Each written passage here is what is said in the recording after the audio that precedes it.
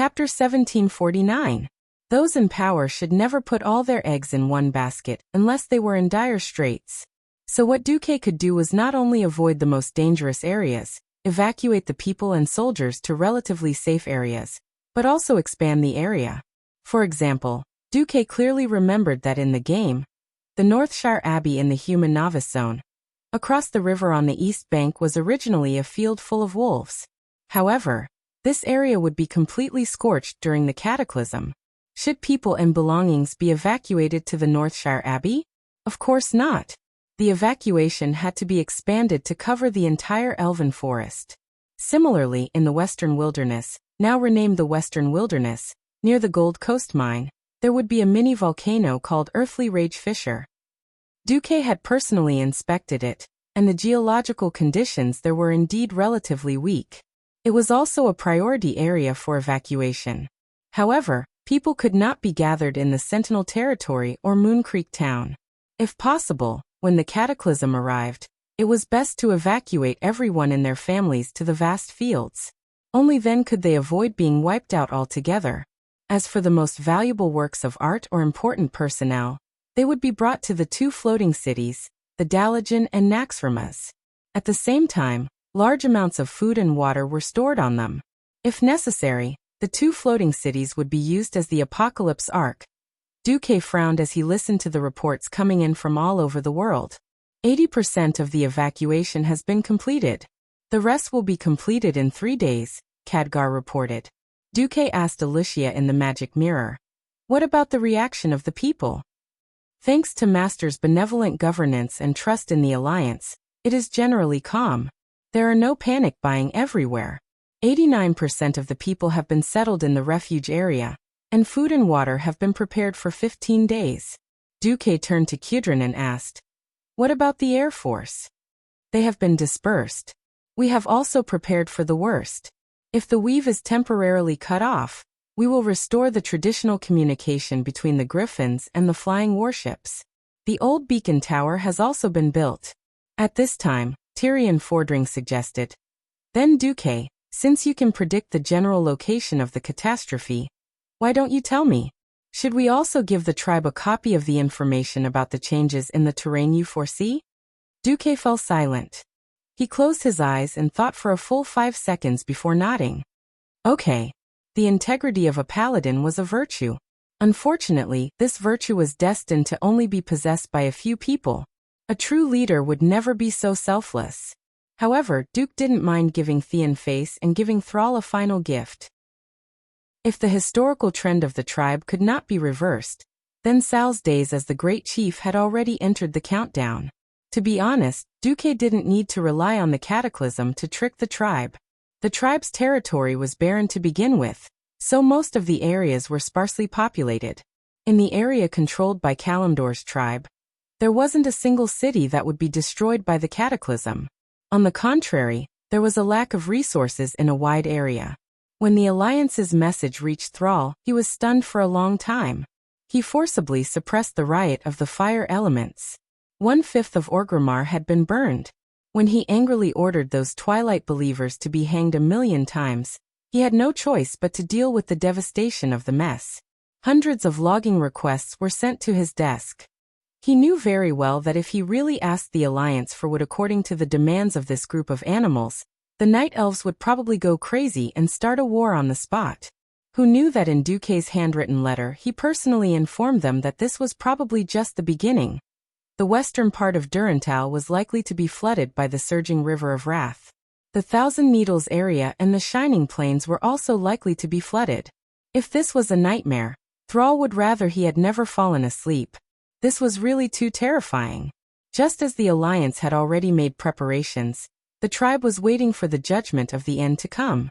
In the underground palace of the Deep Rock continent, in the Earth Elemental Plane, a violent voice that resounded through the entire underground world abruptly rang out. Pain. Suffering. My hatred burns in the abyss. If Duque was here, he would definitely recognize the owner of this voice on the spot, Deathwing Nesario. In this special plane far away from the world of Azeroth, Non-earth elemental creatures without the protection of special energy or earth elemental magic would be crushed to death by the tide of soil in an instant.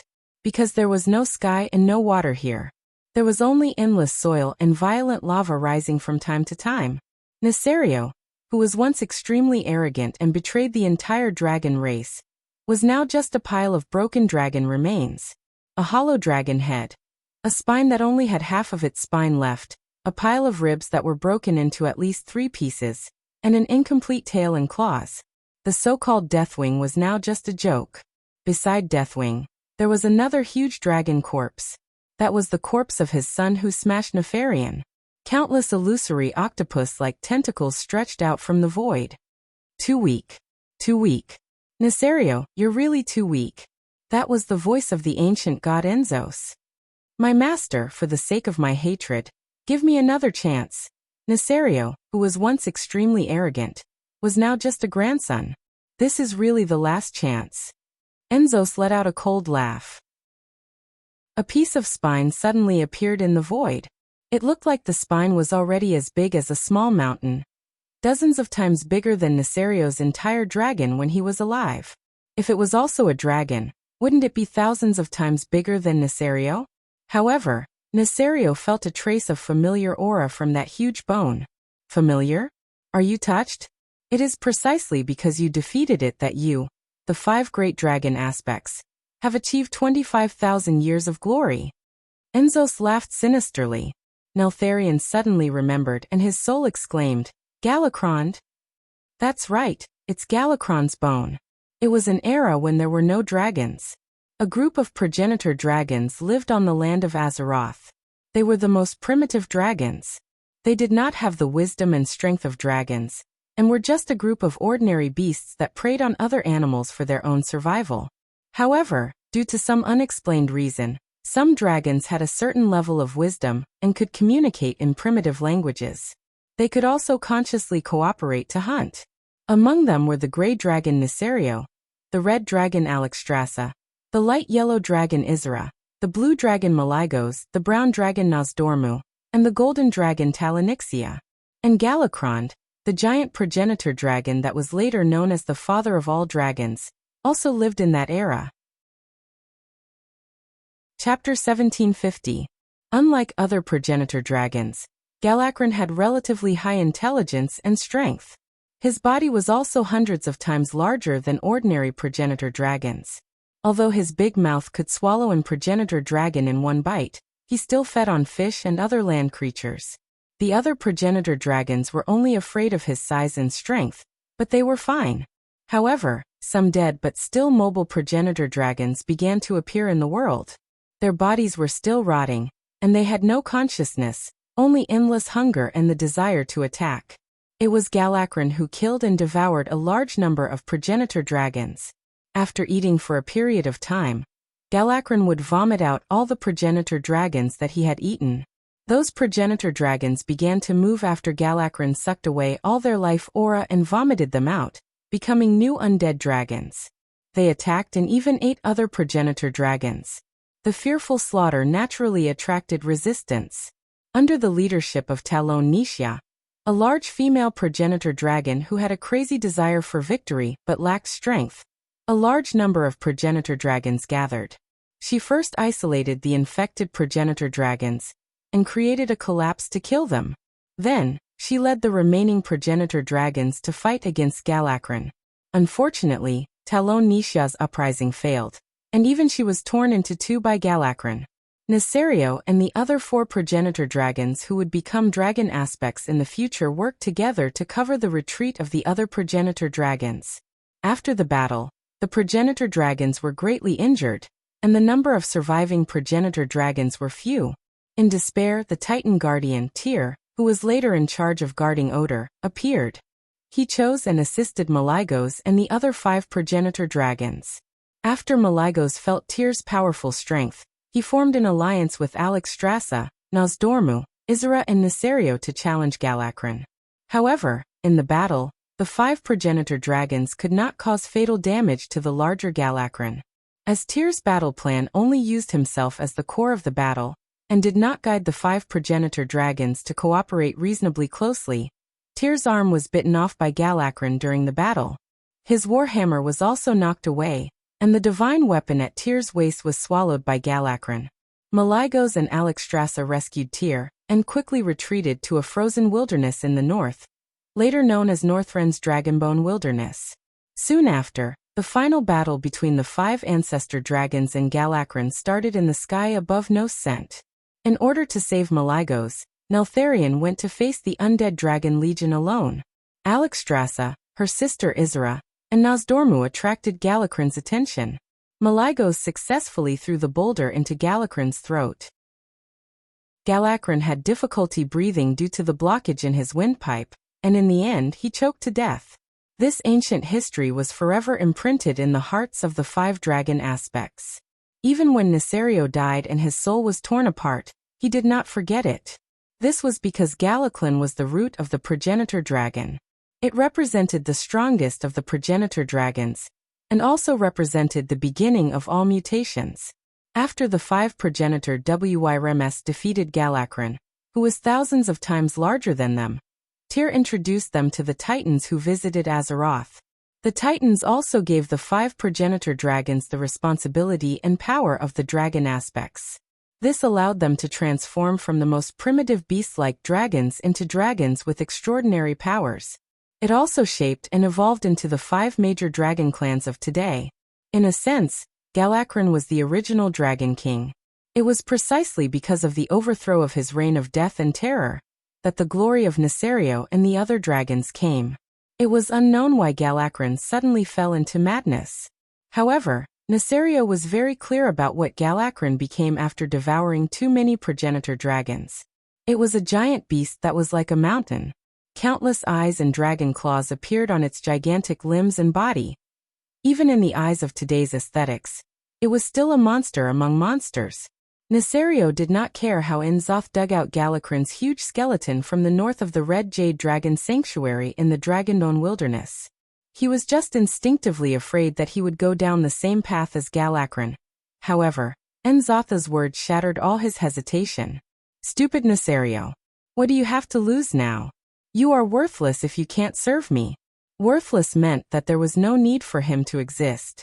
Nesario absolutely believed that an existence as cunning and insidious as N'Zoth would definitely destroy him completely, or force him into submission, just like how he had used the whispers of the ancient gods to destroy his mental defenses back then. "I agree. As long as I can take revenge on my brothers and sisters who deserve to die 10,000 times. Oh, and that despicable and shameless Duke Marcus. It doesn't matter what I become to vent the endless anger in my heart." Nesario's soul roared, and his withered dragon head trembled continuously. "Yes, that's right," N'Zoth sneered. This sinister laughter reverberated in the underground palace of the Deep Rock continent. In the void, countless illusory octopus-like tentacles stretched out and hooked Nesario's dragon head. They extracted something from the withered dragon head.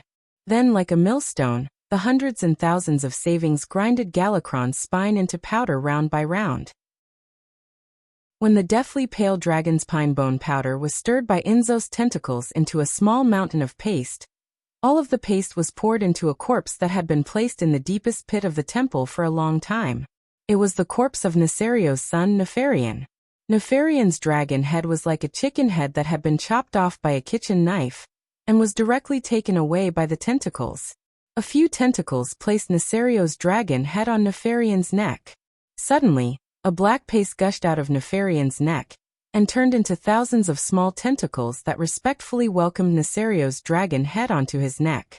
Under the pull of that pitch-black power, Yangqi's body trembled. The dragon head and body that originally belonged to different individuals were forcibly fused together. However, because of the difference in their original sizes, Nesario looked very strange at the moment, just like the cartoon dolls that Dumuk had seen before he transmigrated. It was quite ridiculous. The next moment, a mutation occurred. The dragon body that was originally smaller suddenly made a crisp sound of bones exploding. Kalalala. At first, it was only the sound of frying beans, but towards the end, every explosion sounded like the beating of a drum. The Twilight believers around the temple were all so shocked that they covered their ears in pain. At a speed visible to the naked eye, the dragon body that once belonged to Nefarian began to swell like a balloon. Chapter 1751. Gifts from the ancient gods had never been anything good. The ancient gods, who were monsters themselves, had no sense of beauty to speak of. In the ancient war, the elegant and beautiful high elves in the eyes of mortals had all turned into hateful nagas. As soon as Nesario's soul was injected into this new body, he felt a terrifying pain that penetrated the deepest part of his soul. Roar! The hard dragon skin on the claws that already belonged to him burst open. The scales on his skin were almost shattered. After the scales were removed, new biological tissues were being revived under N'Zotha's evil divine spells in the hole full of rotten flesh. However, there was no way to expect anything to happen. What regenerated in the hole were not dragon scales, but a large number of tiny eyeballs, small dragon claws, dragon arms, and even wings. Ow! Ow! Ow! Nesario could feel his vision splitting into countless parts. These were not the compound eyes of a fly, but the vision of the eyes that burst out from every corner of his body. They were all haphazardly pieced together. That feeling made him go completely crazy. He tried to open his limbs and vent his pain with destruction and destruction.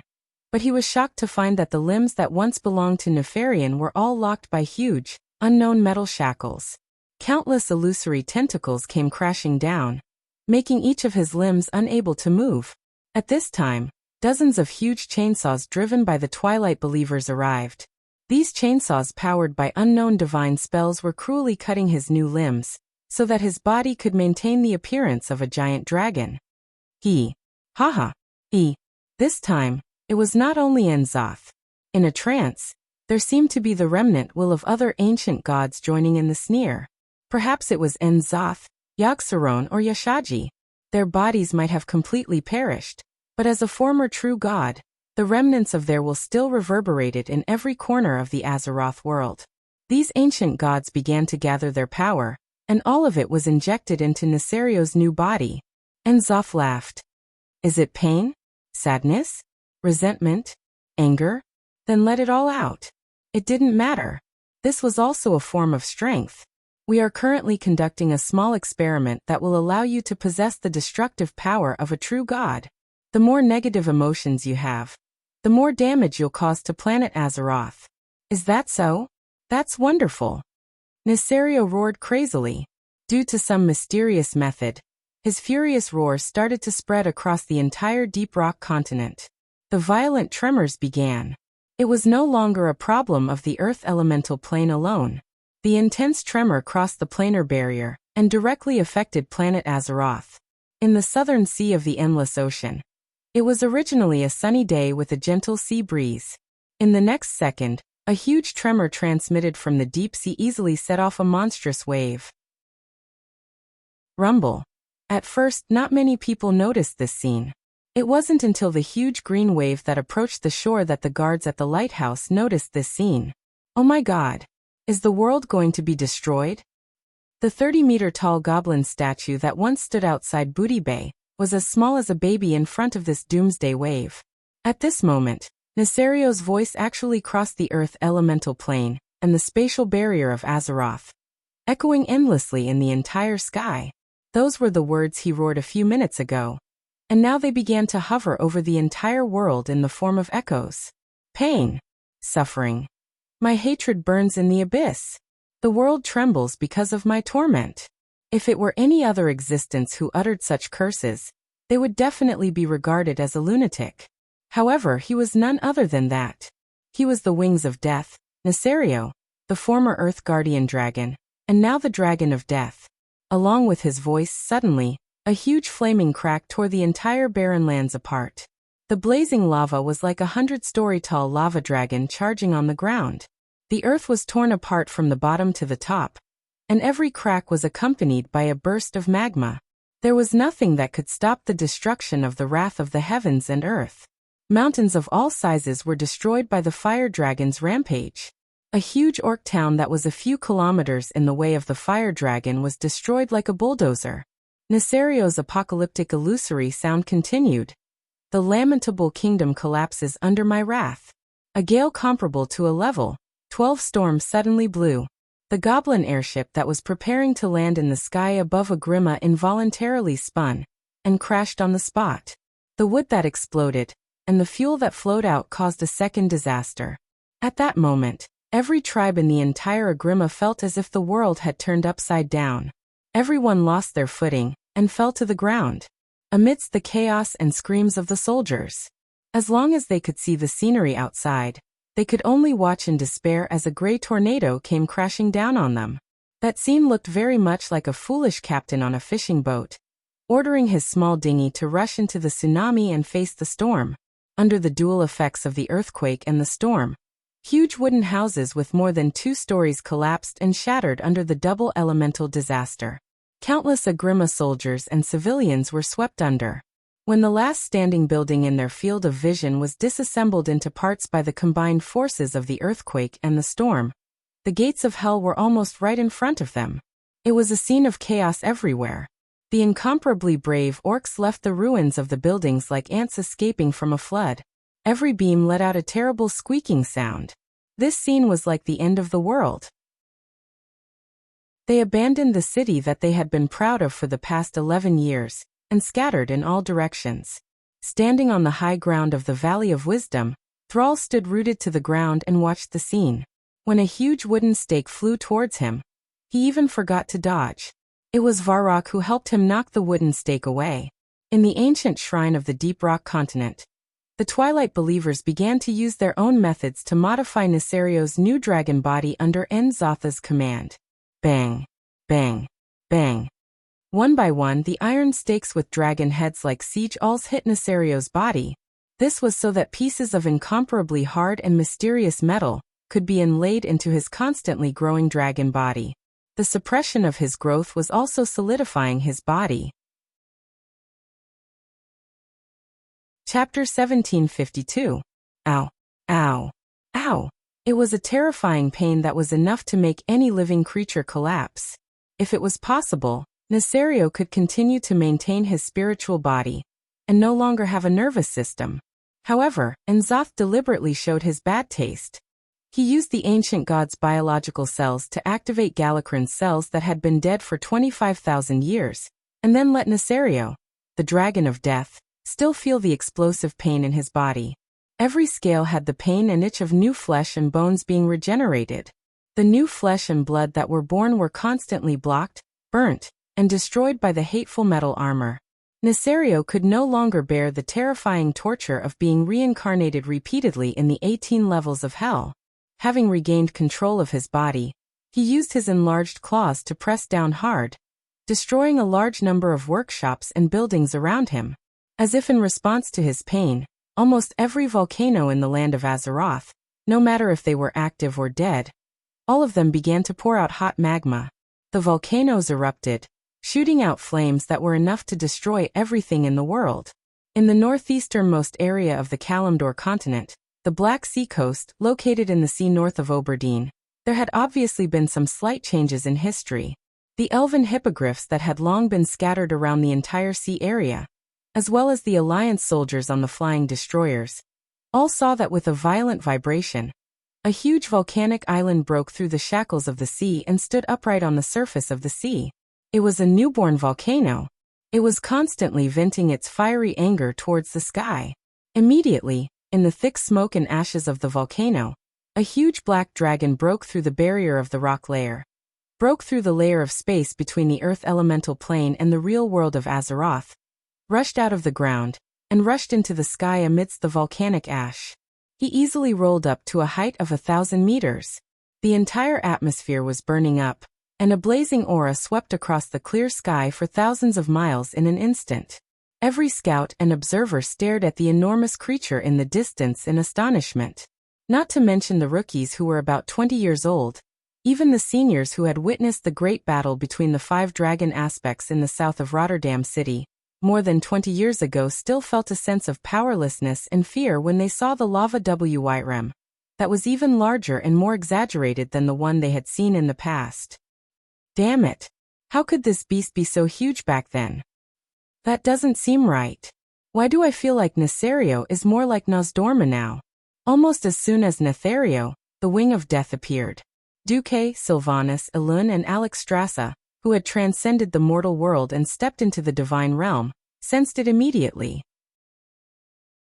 Some were shocked, some were frowning, but Duque was embarrassed on the spot. It took him a long time to react, and he cursed in a low voice. Coward! In the future, you can change your name to Coward Wing or Nazari Coward. Mortals were destined not to know about matters of the god realm. Countless scouts had risked their lives to send back reports that they had found the figure of a lava dragon suspected to be Nesario north of Oberdeen. It was a hellfire dragon in the form of a dragon. Its entire body was flowing with blazing lava, and terrifying fire elemental runes were branded in every corner of its stony body. He flapped his heavy stone wings, and without even circling in the air, he flew straight towards the south. Warning! Warning! A fire dragon suspected to be the Wing of Death is attacking the Oberdeen area of the Black Sea coast at high speed.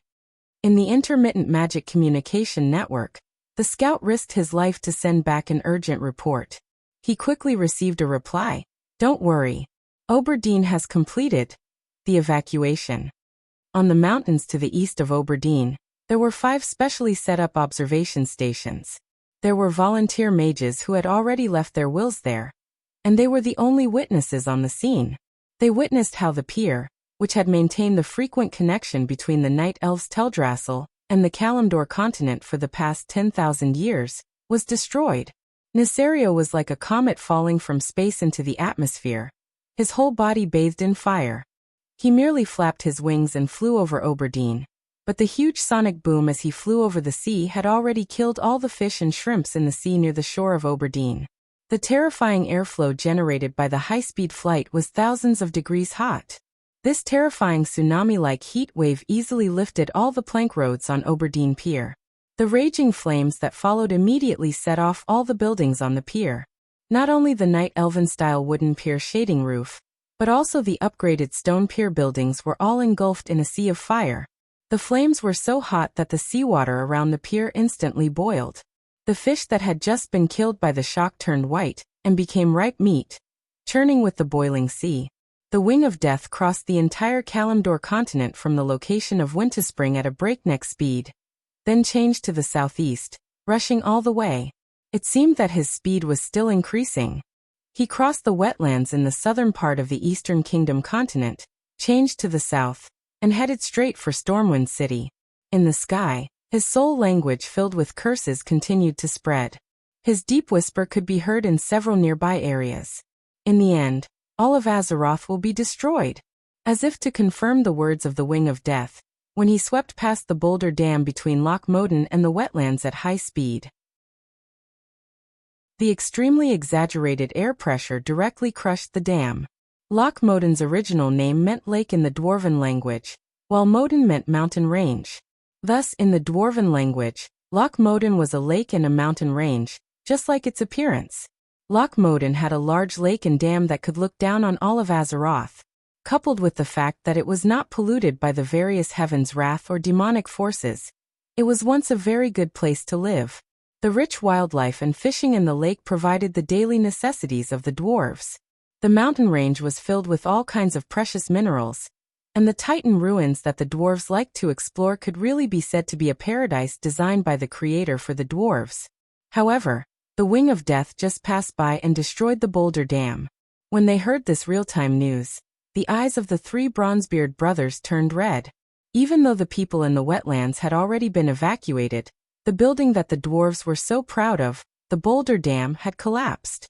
This meant that more than 90% of the lake water would flow into the wetlands from the collapsed site, and the entire ecological environment would be severely affected. At this time, the Wing of Death finally shouted his last curse. In the shadow of my wings, all things will turn to ashes. Chapter 1753. Everything will turn to ashes. How arrogant. When she determined that Deathwing did not fly to the Sindorii kingdom, Sylvanus had already returned to Stormwind City through a special portal. Here she saw her sister and 2 nieces. Hey, Deathwing seems to be coming to Stormwind City. I know you're strong, But how can you let your child? Queen Sylvanas could not persuade him anymore. Because Duque was still in disguise, not even wearing a mage robe. He was just playing with the children. I just watched you act cool quietly, never interrupting you.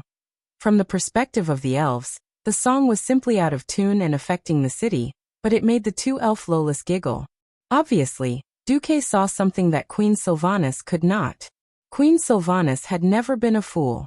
It was just that after Silvermoon City was destroyed, she fell into extremes. Now that Arthas was destroyed, her revenge was avenged, and she was pregnant with a child. Queen Sylvanas's intelligence and wisdom were all displayed. Although Duque might have secretly hoped that Queen Sylvanas would become stupid for 3 years after pregnancy. In fact, Queen Sylvanas was very smart. Seeing that Duque did not move, she actually took off her ranger costume and changed into a set of home clothes, translucent pajamas. Hey, Duque, tell me, why don't you come over and accompany me? A long white leg stretched over from the chaise longue next to her and touched the inside of Duque's thigh. Duque actually wanted to say, "Don't flirt, you'll get F***ed if you do." At this slightly weird point in time, Duque really could not do anything to Queen Sylvanas. Stop it. Didn't you already send Countess Katrana to face the enemy? Queen Sylvanas burst out laughing. At this moment, Queen Sylvanas felt that Duque was bad to the core. Yes, bad to the core. There were many demigods on the Alliance's side. But there had never been a demigod like Onyxia, who had such a powerful talent but fought so cowardly. It could be said that Onyxia was invincible against enemies below the demigod level. Against enemies of the same level, he could not defeat anyone. In particular, she was very afraid of her father, Deathwing. Perhaps the fear of Nesario had been deeply engraved in her when she was still in her mother's womb. Her mother had been forcefully pushed by Darkwing. Not only had she used force, but she had also almost lost her life because of the splashing acid. When Nesario was still alive, she and her brother were just useful pawns for Nesario. Now Duque had actually asked Onyxia to face her father, who had been strengthened by Inzos to an unknown extent. Duque was a little too evil. On the other hand, Sylvanas also firmly believed that the Deathwing that was charging over at high speed should not be in any danger. After all, in Stormwind City's King's Valley, after crossing the long stone bridge, there was a statue facing the gate, but it was a statue of Duke Marcus. If Nesario really stepped on Stormwind City's King's Valley with his claws, wouldn't all the statues of heroes, including Duque's statue, collapse and be destroyed? How could Duke do such a thing where he would be slapped in the face? Moreover, Duque was the kind of person who would indiscriminately gather a large force to kill his opponent, as long as he had the opportunity. Even if he could not kill him, just like during the third battle at the Dark Portal, if he could not kill the fool, he could at least chop off one of his hands and break his waist. That was not bad either. Duque did not even have the intention to greet his subordinates. The only one who was kept in the dark was Onyxia. This was really, at this moment Onyxia, who was still in the dark, was extremely conflicted on the lighthouse outside Storm Harbor, which was located in the north of Storm City. She was originally smart and cunning, but when Duque asked her to be the vanguard to fight against her father, she was in a mess. Duque's words still echoed in her ears. You can be a noob, but you can't be a coward. Because you are too timid, you can't exert your original combat power. That's the original sin. I have many women around me. Which one of them cannot fight, carry, warm the bed, and be independent? Onyxia, you cannot even believe in yourself, but you must at least believe in the me who believes in you. For some reason, Onyxia felt very warm in her heart when she heard the last tongue twister. When she thought back to what Duque had shown her back then, when she was in her zombie dragon form, she felt a chill run down her spine.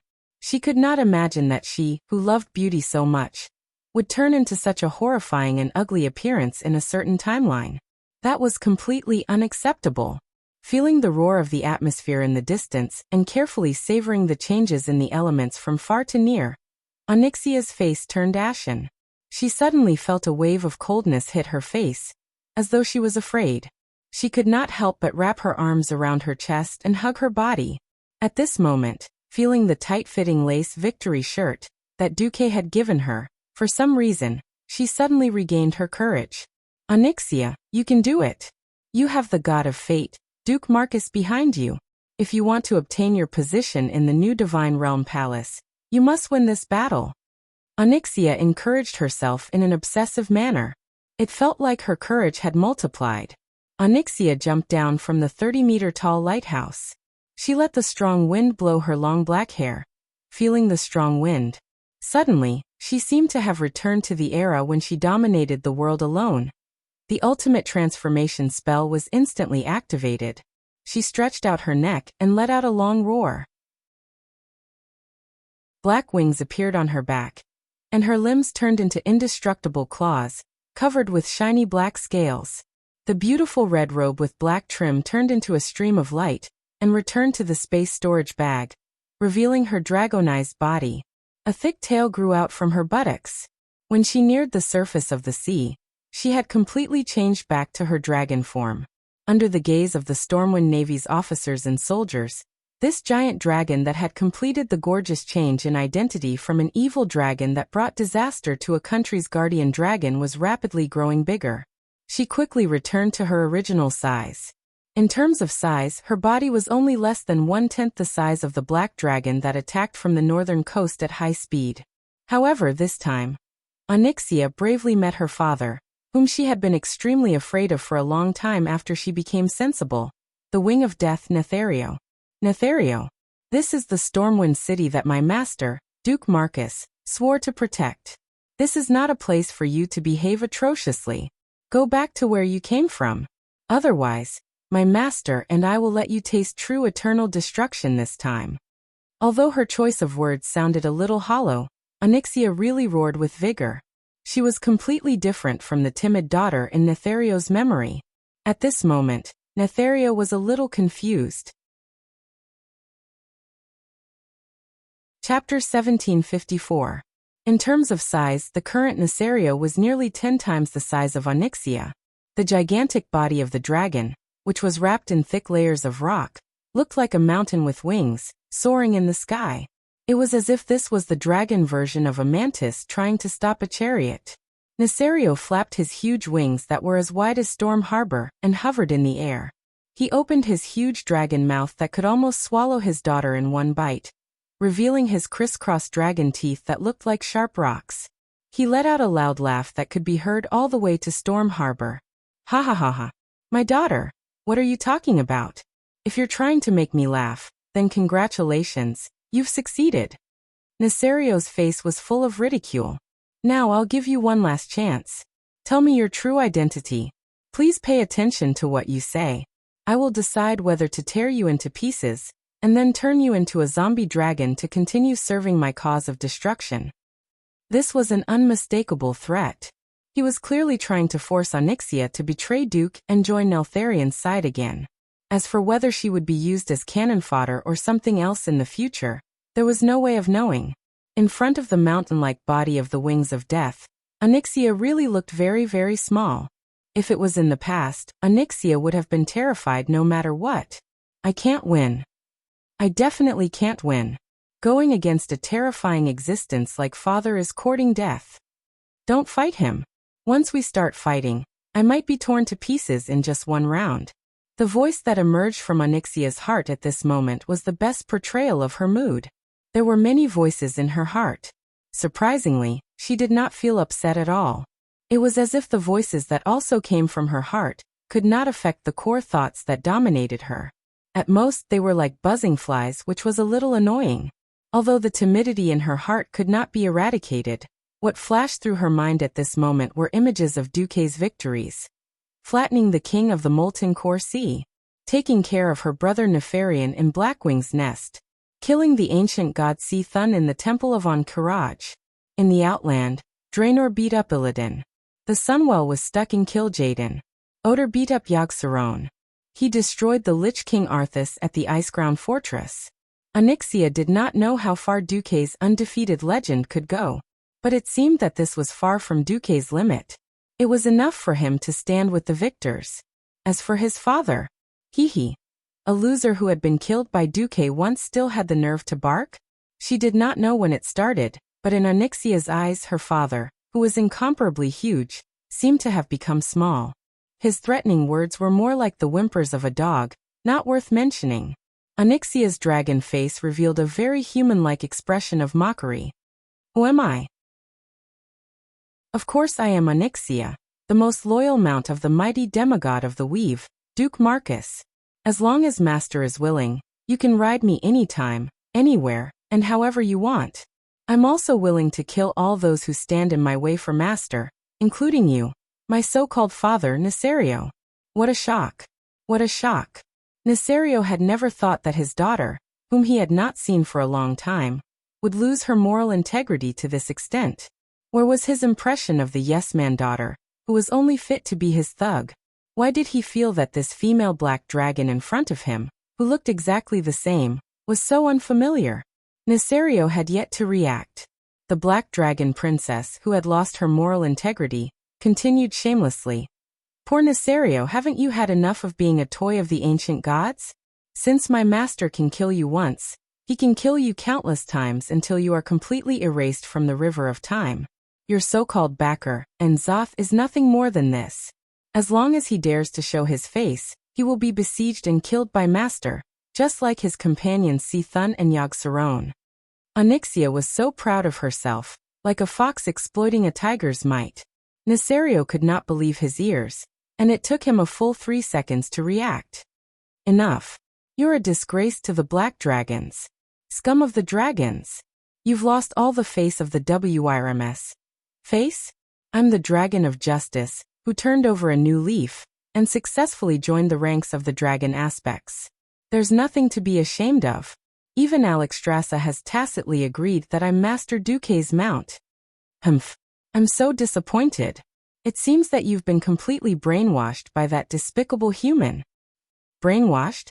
You've obviously been brainwashed by Enzoth's murmurs of the ancient gods.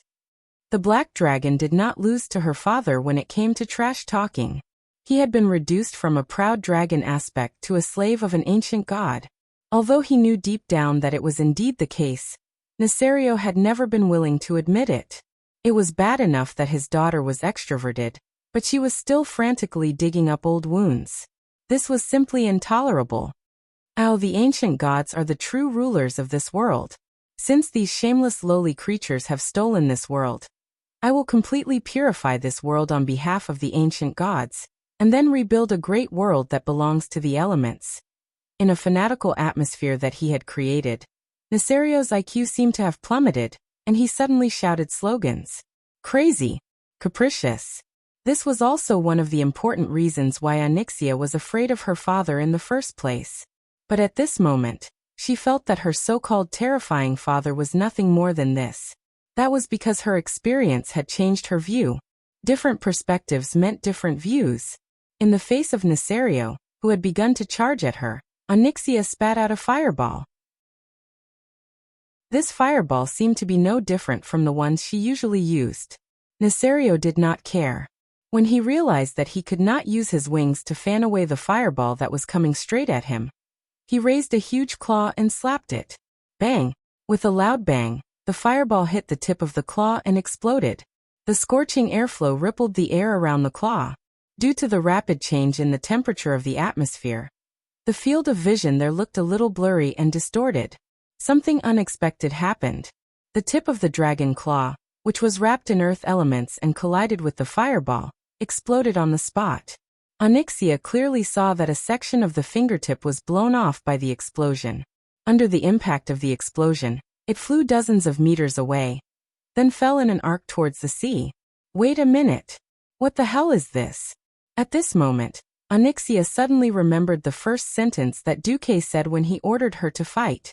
I'll leave that coward wing to you. Coward. Chapter 1755. Onyxia was not the only one who was confused. Even Neltharion himself looked flustered. After a while, he finally stopped in the midst of a series of screams. Impossible. I'm not. Onyxia was not a fool. On the contrary, she was a highly intelligent character the moment she appeared. Unfortunately, when Duque subdued her, he seemed to have damaged her morale too much. causing her to turn into a coward like Onyxia. Without any hope, the conspiracies that she was once proud of were all banned. Having given up on herself, Onyxia gave up her courage and stopped thinking at the same time. She regarded herself as a simple mount, which made her look like she was under the monkey-style reduction spell.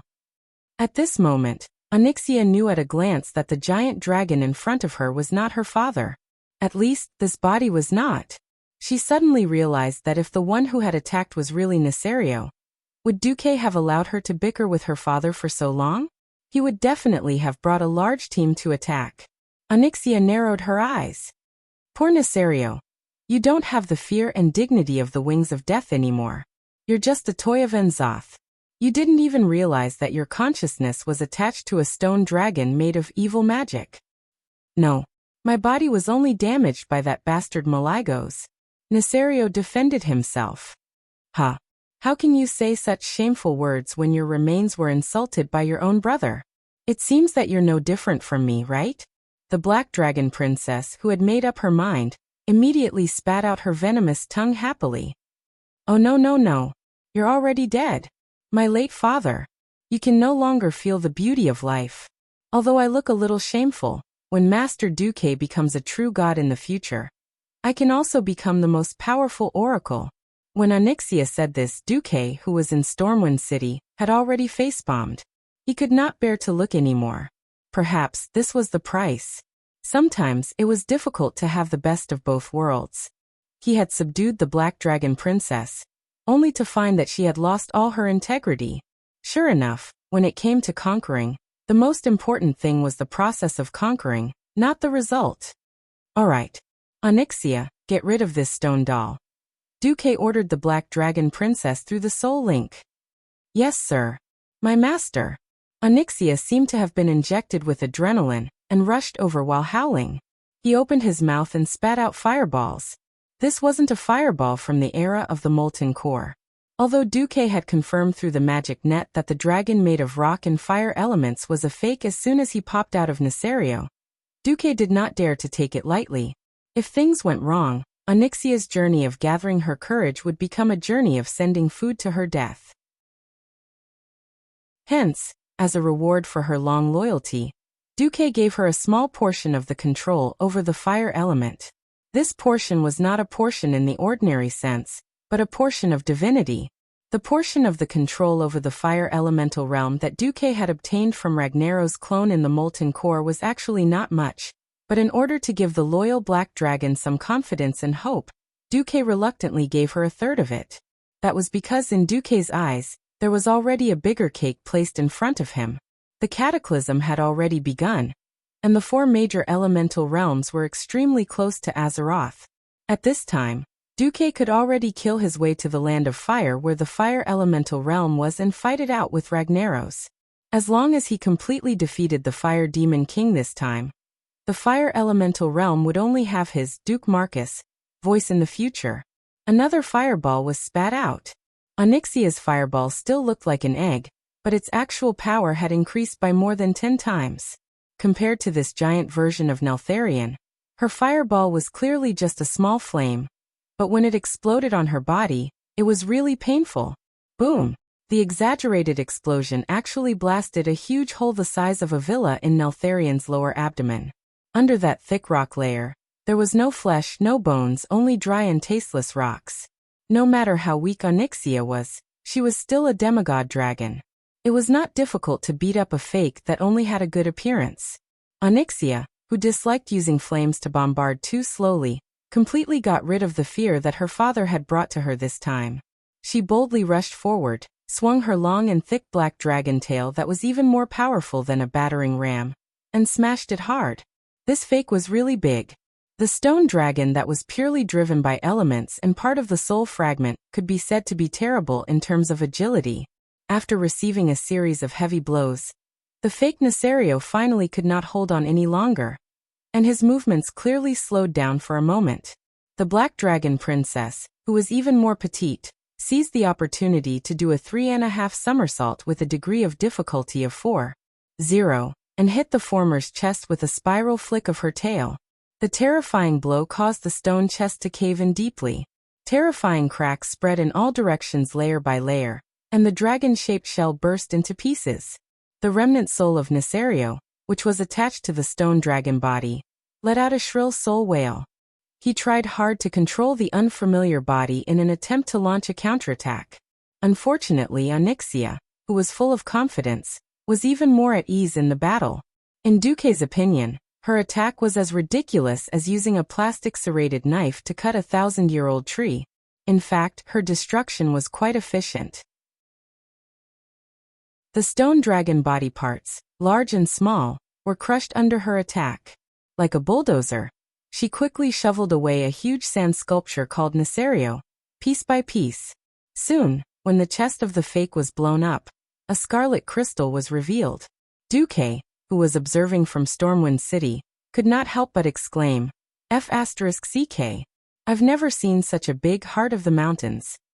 This mysterious gem, which theoretically could only be born in huge mountains, had quite amazing earth elemental magic. Unexpectedly, N'Zoth was so awesome that he found such a big one and used it as the core of Nesario's substitute. Although Duque wanted to tell Onyxia not to touch this thing, it was too late. The black dragon, who was immersed in the fact that she had defeated her father, smashed the small house-sized heart of the mountains with her tail. Boom! With a loud sound, the huge stone dragon body collapsed and shattered, and every dragon-shaped part on its body began to fall apart on its own. It was as if there was a meteor shower in the sky, and huge rocks fell into the sea 10 kilometers away from Stormport. Chapter 1756. Dong. Dong. Dong. The sound of the boulder falling into the sea was like the drumbeat of victory. Onyxia's heart leaped with joy. Haha. I finally dared to make a move against father. Sure enough, even that fellow Nesario is afraid of Duque. The black dragon's words naturally had two meanings. First, she had finally surpassed herself and dared to use her dragon claws on someone she once thought to be absolutely terrifying, and someone she would never dare to disobey. Second, even someone as terrifying as the wings of death still had to walk around Duque when they saw him. This was a simple and straightforward reason. If Nesario was really that powerful, why didn't he just kill his way to Duque's doorstep and start a war with him? From the beginning to the end, Duque had released his elemental fluctuations and clearly told all his enemies, I, Duke Marcus, am waiting for you in Stormwind City. Perhaps it could be said that Duque was arrogant, but it could also be said that Duque was sinister. After all, whoever dared to come to Stormwind City would be swarmed by the demigod powerhouses who had been waiting for a long time through the portal, and devoured the intruder. However, Nesario was terrified. This was real. He didn't even dare to personally issue a challenge, so he sent an unpresentable stone substitute. If this wasn't cowardice, what was? Wahaha. Nesario is terrified. Wings of cowardice.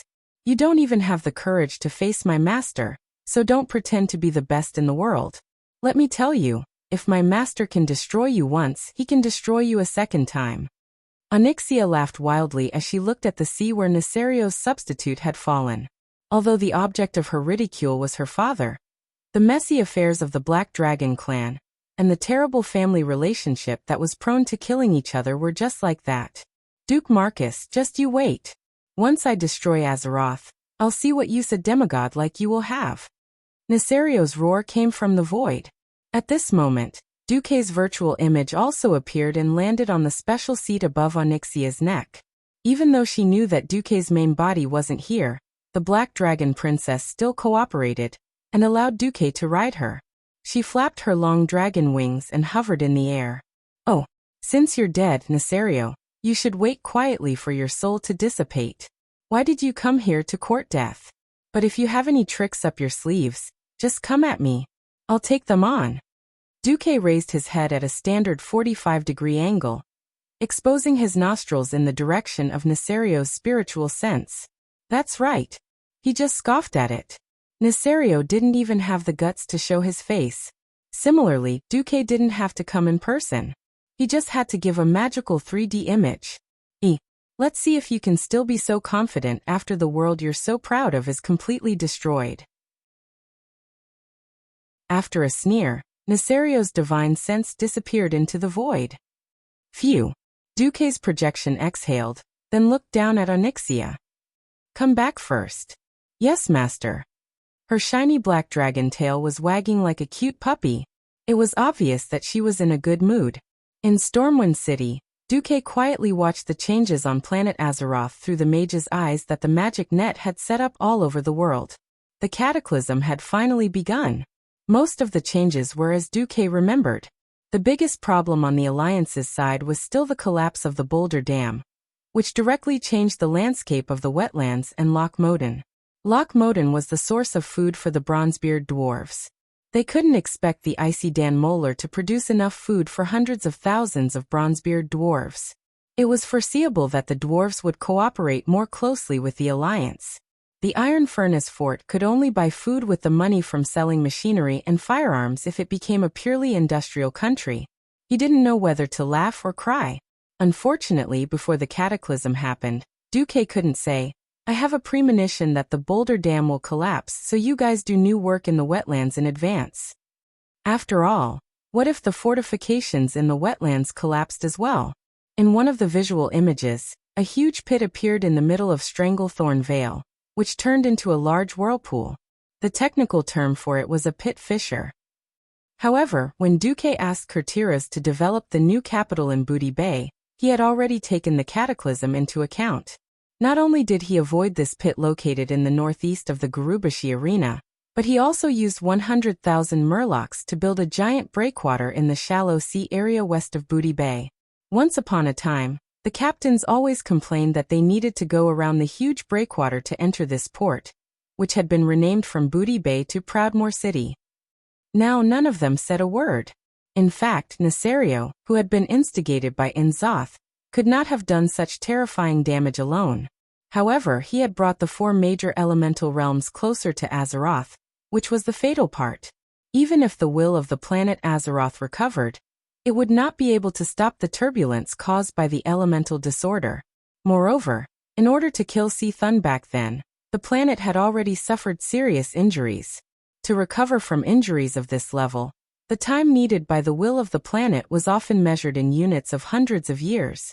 Even though it had suffered injuries of this level, the will of the planet only sent a vague question. If translated into human language, it would only be one sentence. What happened?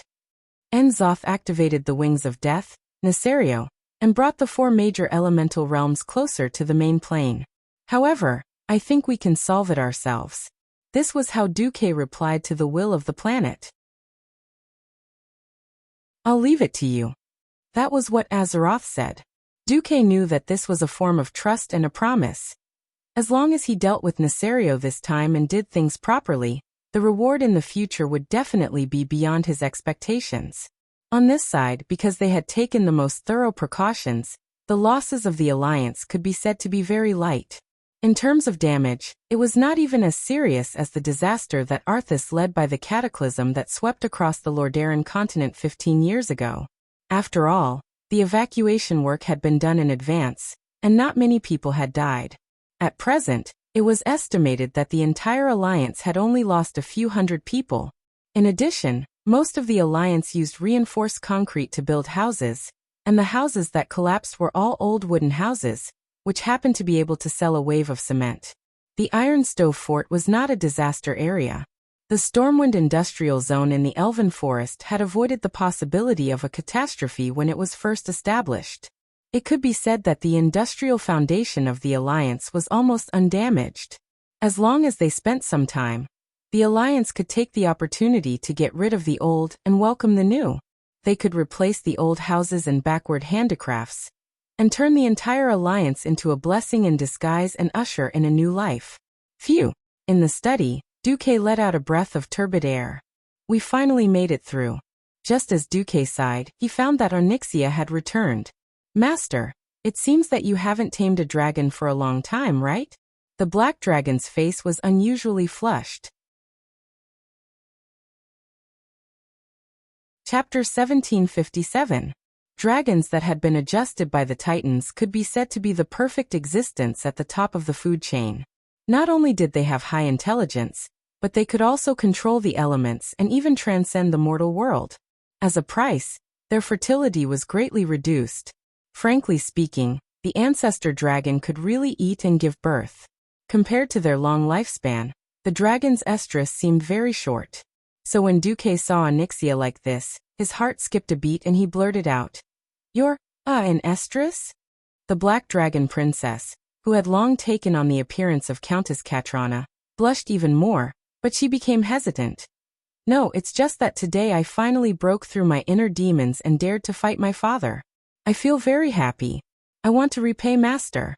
Although I have no interest in taming dragons, if Master is happy, I will be happy too."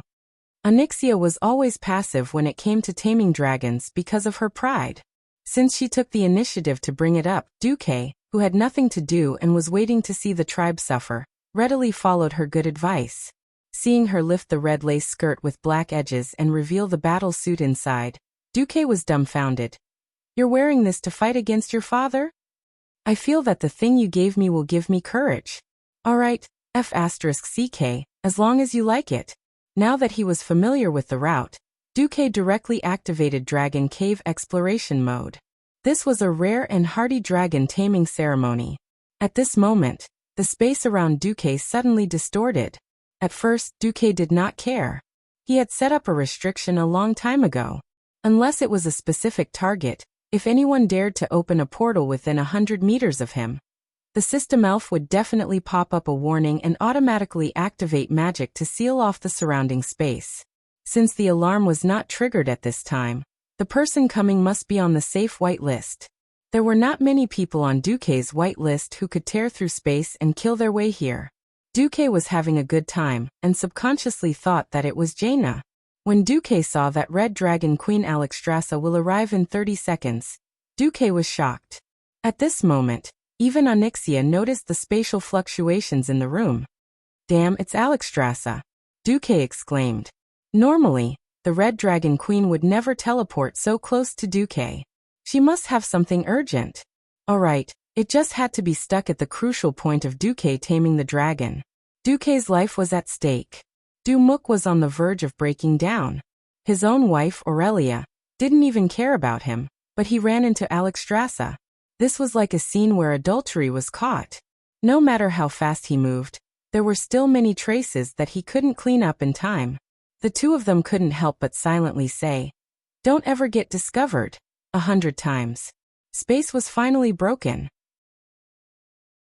The Queen's knee-high red boots were the first to step out.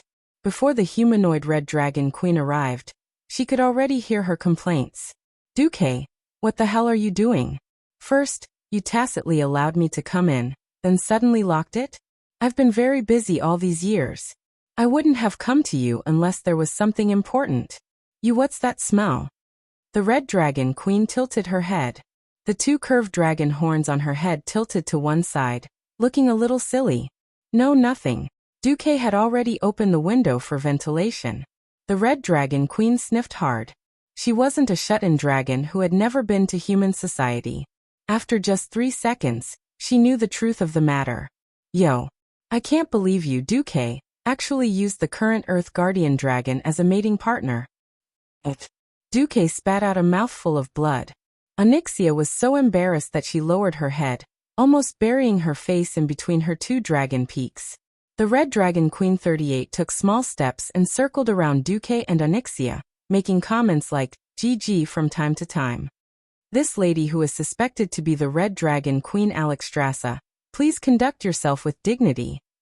Duque's face was dark, his forehead full of black lines. "I've always found it strange. How could the sinister and cunning Onyxia be completely tamed by you? So there's this kind of operation. So she got addicted to the game and really thought of herself as a woman. In the end, she developed a relationship with you that transcends species?" The female detective Formosa propped her chin up and made an irresponsible deduction. "You're filthy. Do you believe that I won't bring demigods of the weave to attack the dragon slumber shrine?" Duque threatened. No, the thick-skinned Queen 38 was resolute. "What the hell? Can we even talk properly?" Duque was also furious. He might as well go all the way. He sat down and pulled the dragoness into his arms. His hands moved all over her, making a dragon roar. Don't you want to see? I'll let you see enough. Duque was so shameless that Alexstrasza cowered. All right. The Dragon Slumber Shrine doesn't care about the private lives of giant dragons. There's a guy from the Blue Dragon side who fell in love with a well, and there's also a guy who's infatuated with a soul doctor. It's not unusual for a female dragon to fall in love with a demigod. As she said this, Onyxia, who was in Duque's arms, visibly relaxed. Let's get down to business. Duque quickly changed the topic. At this moment, the slightly off-track Dragon Queen suddenly realized something and exclaimed, "Ah, I almost forgot about business. I just felt the soul fluctuations of the ancestor dragon's father, Galakron, in the soul of Neserio's substitute." Galakron. This name was very unfamiliar to Duque. However, every player who had been in the Dragonbone Waste would be puzzled by the exaggerated dragon bones in the Dragonbone Waste. When Alexstrasza finished explaining the story to Duque, Duque muttered to himself. Needless to say, Enzatha's train of thought was really ingenious. He could even come up with such an awesome idea. Speaking of which, Galakron had been dead for 25,000 years, but he could still extract vitality factors. This made Duque speechless. Now Duque was really a little worried. If the reborn Neserio also had the ability to devour living dragons and strengthen himself, that would not be good. After all, he could choke that guy to death by throwing a big stone last time. This time Neserio was already dead. Not to mention choking him. Even if he used a stone to replace his heart, he would still be alive and kicking. Damn it, Duque.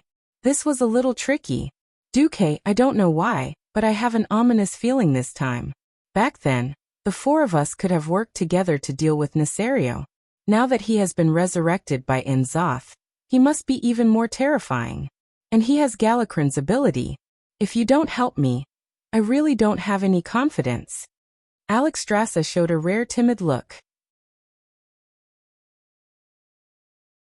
Chapter 1758. Onyxia had been too ashamed to face her senior, Alexstrasza. Now it was the Red Dragon Queen who had lowered her head. Duque could understand what she was thinking. The 5 dragon aspects were like brothers and sisters.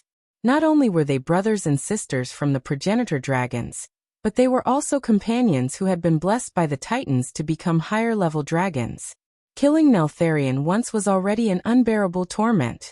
Now not only did he have to suffer a second time, he also had to face the nightmare of Galakron. If it was Duke Kuo, he would probably go crazy from the endless entanglement of ill-fated karma. More importantly, Duque knew the fate of the original dragon aspects. At the time of the cataclysm, it was Nozdorma's turn to die.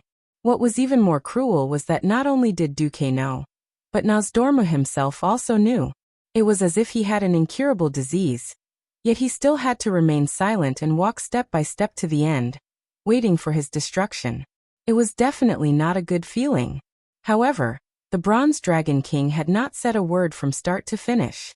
After sighing, Duque smiled. Who do you think I am? If I don't help you, who will? Suddenly, even Alexstrasza's eyes became misty. Yes. When did it start? It seemed that Duque had saved her in order to fight against the tribe. She had always tried her best to help Duque. Alexstrasza might have been able to maintain a sense of superiority in the beginning. As Duque's strength rose like a rocket, Duque, who had seemed insignificant in the past, became the new guardian and savior of Azeroth. When the dragon aspects fell, it was Duque who came to the rescue. When Otter's guardian died, it was Duque who appeared and held the fort. Since the beginning of the Dark Portal, Duque had appeared almost every time there was a crisis to save the world. Whether she was willing to admit it or not, Duque and his forces had become an important part of Azeroth's survival. Even though she knew that Duque was doing this to help himself, Alexstrasza still felt a surge of warmth when she heard such a firm and unhesitant promise. Thank you. You're welcome. Duque nodded lightly. As if her brain had gone haywire, Alexstrasza suddenly asked, You really don't need to thank me? Like having sex with you once, like Onyxia? Pfft. Dumuk spurted out. Onyxia just wanted to find a hole to hide in. Forget it. Duque felt a headache coming on. Things like taming dragon were only interesting when it came to specific targets. If it was a challenge of this nature, then forget it. To avoid any awkwardness in the future. After all, whether or not Alexstrasza understood human emotions was another question. The queen put her hands on her waist and looked left and right. Actually, I feel that my elf form is more in line with human aesthetics. What, you don't like it? No. That's not the problem. Duque's balls continued to ache faintly. After talking for a long time, Duque finally understood that Alexstrasza was lacking a brain. If he really ket her, he reckoned that Duque would not feel any sense of accomplishment. Speaking of which, when do you think we should make a move on Nesario? Duque pondered for a moment. Now N'Zoth and Nesario are thinking of a way to completely connect the world of Azeroth with the 4 elemental realms. This will certainly cause unrest in the main Azeroth plane, but it's also an opportunity to strengthen the planet. In my opinion, it's more appropriate to wait for the overlapping spatial structure to stabilize before launching a fierce attack. I see. How long do we have to wait? According to the current progress of the spatial fusion, about 3 months should be enough. At the latest, no more than half a year. 3 months was a very delicate period of time. As a long-term plan, it was undoubtedly too short. However, it was more than enough to ferment certain events. History had unknowingly taken a turn. In the original history, at this point in time, William had long been driven crazy by the near collapse of the economy. William was an excellent warrior, but he was not a king who understood economics. Therefore, William was very irritable at this time, and the ghost wolf's personality began to gain the upper hand. In this life, with Duque, although the economic lifeline of Stormwind was almost entirely in the hands of the Marcus family, as long as Duque and William did not oppose each other, Stormwind's economy could be said to be under a lot of pressure, but it was still quite healthy overall. In particular, Duque had made economic transformation and various disaster relief plans in response to the cataclysm. In addition, from the end of the crusade against the Lich King to the occurrence of the cataclysm, there were a few extra months of buffer time. This caused the entire economic system of the Alliance, including Stormwind, to undergo a slight sharp turn. However, there was still a long way to go before it overturned or even collapsed. Duque was too outstanding. He was so outstanding that even though William did not have a good relationship with Duque, he still unconditionally handed over the country's economy to Duque. This allowed William to focus on training the army of Stormwind. The only thing that William was unhappy about was that his son, Anduin Wrynn, was too soft. He was like a wimp, and not manly at all. He did not know that his son would become the famous Dirty Shepherd in the future.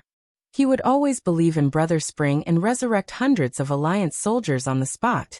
At this moment, this irritable father was extremely troubled. Unfortunately, because Duque had intervened in the Van Cleve incident and settled things with Onyxia, William's queen, Tiffany Alien, was still alive in this life. To some extent, she had become little Anduin's protective umbrella. William, who was helpless against his queen, kicked little Anduin to the Bronzebeard brothers, hoping that Magni could teach him to become a great warrior. Duque had vaguely mentioned that he sensed little Anduin had other talents. But William was very stubborn at certain times. My father is a warrior. I am a warrior. Uncle Anduin Lothar is a warrior. Little Anduin must be a warrior too. Since William said so, what else could Duque do? Abduct little Anduin, turn around, and groom him into a dirty shepherd before returning him to William? William would probably fight him to the death. Hence, little Anduin had already been thrown to Magni's side before the cataclysm. Magni was especially surprised by Anduin's arrival. He had not enjoyed the joy of family life for too long. Both of his younger brothers were busy. One was guarding the northern borderline and dealing with the aftermath, and the other was obsessed with archaeology after dealing with the Lich King. His beloved only daughter had long fallen out with him. Magni treated Anduin like his own son. The Dwarf King often called the little prince to his room to eat and chat, and enjoyed the time as a father and son. He especially requested Anduin not to call him His Majesty, but Uncle. Chapter 1759. Duque knew it through cheating as a transmigrator, but Magni knew what little Anduin was more suitable to do through pure communication. He didn't agree with William's plan to train Anduin into a warrior, because Anduin didn't want to be one at all. In fact, he was more suited to be a priest than a warrior. For this reason, Magni even gave Anduin the Bronzebeard family's holy hammer, Crusher of Fear, which had been passed down for generations in the Bronzebeard family. This hammer of magic damage would shine in the right hands, and Anduin was such a person. In short, Anduin enjoyed the happiest period of his life in the Iron Furnace Castle. Unfortunately, happy times were always short-lived. Now Magni had another important thing to do. "Uncle Magni, do you have to go?" Little Anduin looked reluctant after knowing Magni's plan. "Anduin, you will eventually inherit your father's legacy and become the king of Stormwind. Your life and soul, from the day you were born with the surname Urin, no longer belong to you, but to the people of Stormwind. This is the glory of being a king, and also the duty of a king." Anduin didn't really understand, but he nodded obediently. Magni solemnly placed his hands on Anduin's shoulders, who could already be considered a youth. "Only I can walk my path. I am walking for all the dwarves. This is everyone's hope, and also my own choice." Anduin pursed his lips and nodded again. Unlike the original history, this time, Magni chose his own path after knowing most of the situation.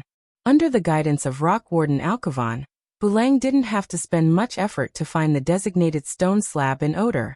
It was a treasure left behind by the Titans, and recorded on it was the method to communicate with the earth element. It was called Earth Slab. Magni knew the value of this gift from Alcavan, and took it very seriously. After some research, he looked for Duque, and expressed his wish to follow Alcavan's guidance to conduct an ancient ritual according to the records on the stone slab, and attempt to communicate with the earth in order to break through to the realm of demigods. "I am most worried about the fate of the dwarves, and also worried that if I leave for too long, it will cause political unrest. Also, I'm afraid that the ritual will cause an earthquake and destroy the Iron Furnace Fort, so I want to open the old Iron Furnace Fort." In the end, Duque could not help but reveal a spoiler. "No, I tried to further interpret the Titan language on the slate. Although it wasn't 100%, according to my estimations, the power of this ritual would be quite mild. The only problem is that, as an Earth type, you've probably been a demigod for much longer than Servanas and I." "How long was it?" Muradin, who had rushed back, asked. "According to my estimation, it will probably take several years. It shouldn't be more than 10 years. What Duque said was an estimate, but those who were familiar with Duque all believed that Duque had seen too many things in the long river of history. Perhaps because of the restrictions, Duque could not reveal too much, but everyone understood. Magni made his final decision. "Iron Furnace Castle cannot be without a king for a day. So be it, Muradin. You will inherit my throne, and then I will perform the ceremony. If I'm lucky enough to succeed, I'll come back and be the guardian of the Iron Furnace Fort." "No. The throne is yours, big brother. I only agreed to manage the Iron Furnace Castle as the acting king when you're gone. When you return, the throne will still be returned to you." "No, second brother, big brother, you're taking a gamble for the future of the dwarves. Do you want me to bear the stigma of stealing the throne of heroes?" Muradin roared with great agitation. In the end, under Muradin's insistence, Magni finally gave in and agreed to let Muradin be the acting king. It was different from the original history where he had to communicate with the earth to seek answers because of the elemental riots. Now Magni was doing it with a clear goal, and had arranged everything in advance. This way, even the elders of the Bronzebeard dwarves could not say anything. There was no so-called succession ceremony. It was just a gathering of the ministers and the handover of government affairs. Muradin Bronzebeard became the acting king, and while Magni's soul slept, he held all the power of the Bronzebeard Dwarven King. It's time. 3 days later, under the watchful eyes of Duque, Muradin, Bulang, Kudrin Wildhammer, Rockwatcher Arcavon, and a group of dwarven elders, as well as the dwarven guards in the secret chamber, Muradin activated the ritual of connecting his soul to the earth. The earthen yellow radiance filled every inch of the magic array that extended from the stone slab. The earth bore all things. The earth nourished all things. The richness of the earth was not something that water, fire, and wind, the three more intense elements, could compare to. Under the watchful eyes of hundreds of pairs of eyes, Magni Bronzebeard's body slowly changed. It was a stiffening that spread from the soles of his feet. Arcavon used his deep voice to guide Magni. Do not be afraid. The essence of dwarves is the earth spirit. You have just returned to the roots of your race. Slow down your breathing, and let yourself become a part of the earth once again. Release your will, and slowly search for your self-worth in the earth. When you find your answer in the embrace of Mother Earth, that will be the day you become a demigod. Magni's body had crystallized.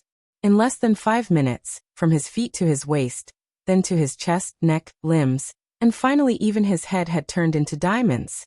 It looked like Magni had completely lost his breath, and had become a diamond man. If they didn't know better, they would probably think that Magni was already dead. This was the case in history, and Muradin and Bulang had no intention of taking the throne, and were even more unwilling to snatch the throne of their not yet dead brother under such circumstances. This caused the Bronzebeard dwarves to fall into great chaos. With Duque as a witness and Arcavon's guidance, everything became logical. Muradin bowed deeply to Duque. I'll leave the magical protection to you. Duque bowed deeply in return. Leave it to me. After Duque spent an hour to complete a demigod-level magical protection circle, he connected it to the magic net and monitored it at all times. A team of 100 dwarven secret room guards were stationed around the magic circle. In the next few years, they would take turns to guard their king's surroundings, until Magni returned after stepping into the divine realm, or to witness Magni's true, eternal death. While the dwarves were transitioning their power, a terrible political storm was brewing on the tribe's side. Thrall had lost control of the tribe. Answer me, Great Chief, what exactly caused the tribe to weaken and degenerate? Tens of thousands of orcs gathered in Orgrimmar's Valley of Wisdom, Valley of Power, and Valley of Spirit, letting out earth-shattering questions. Chapter 1760. Agrima, who was surrounded by mountains, paced back and forth in the sky above the ruined main city. Through the wooden walls of the Great Chieftain's hall, it went straight into the ears of everyone inside. Great Chieftain, I'll go and disperse those ignorant brats. Varrock was indignant. Not only him, but the other guards of the Great Chieftain were the same. Thrall waved his hand and smiled bitterly. What if they don't want to leave? Then beat them up. What if those young people impulsively use weapons? Varrock hesitated. Was he really willing to suppress his own people with blood? On the contrary, young Salyafar was even more irritable. Although he was already a Death Knight, he was still deeply trusted by the Great Chieftain. After the return of the Sun King, Anastrian stepped down as the leader of the Forsaken, and now Dranos Salyafar became the leader of the Forsaken as a Death Knight. Dranos waved his arms vigorously. Those scum, if I wasn't already dead, I'd go to the gate and put up a flag. If they have the ability, come to Makara. They refuse to obey the leadership of the strongest and dare not challenge. What kind of traditional beastmen are they? Thrall didn't say anything. He looked at young Salyafar with infinite regret. If possible, he would have preferred Dranos to be his successor. Unfortunately, this kid died in the hands of Arthas, even if he regained his freedom after becoming a Death Knight. But a tribe dominated by beastmen couldn't have a Forsaken as the Great Chieftain. At least not in the current atmosphere. Wajin spoke. Great Chieftain, I smell a conspiracy. In fact, I would suggest that we immediately send more people and encourage those who are dissatisfied to directly launch Makara. Let the challengers first challenge the various chieftains, and then challenge the Great Chieftain as a chieftain. If you can win a few rounds, the atmosphere of the tribe will be much better. The bitter smile on Thrall's face became even more bitter. What's the point of just stabilizing my rule? If the tragic state of the tribe can't be improved, then it's meaningless for anyone to be the Great Chieftain. Standing in the Great Hall of the Chieftain, and looking out through the window, most of Orgrimmar was moaning in the ashes.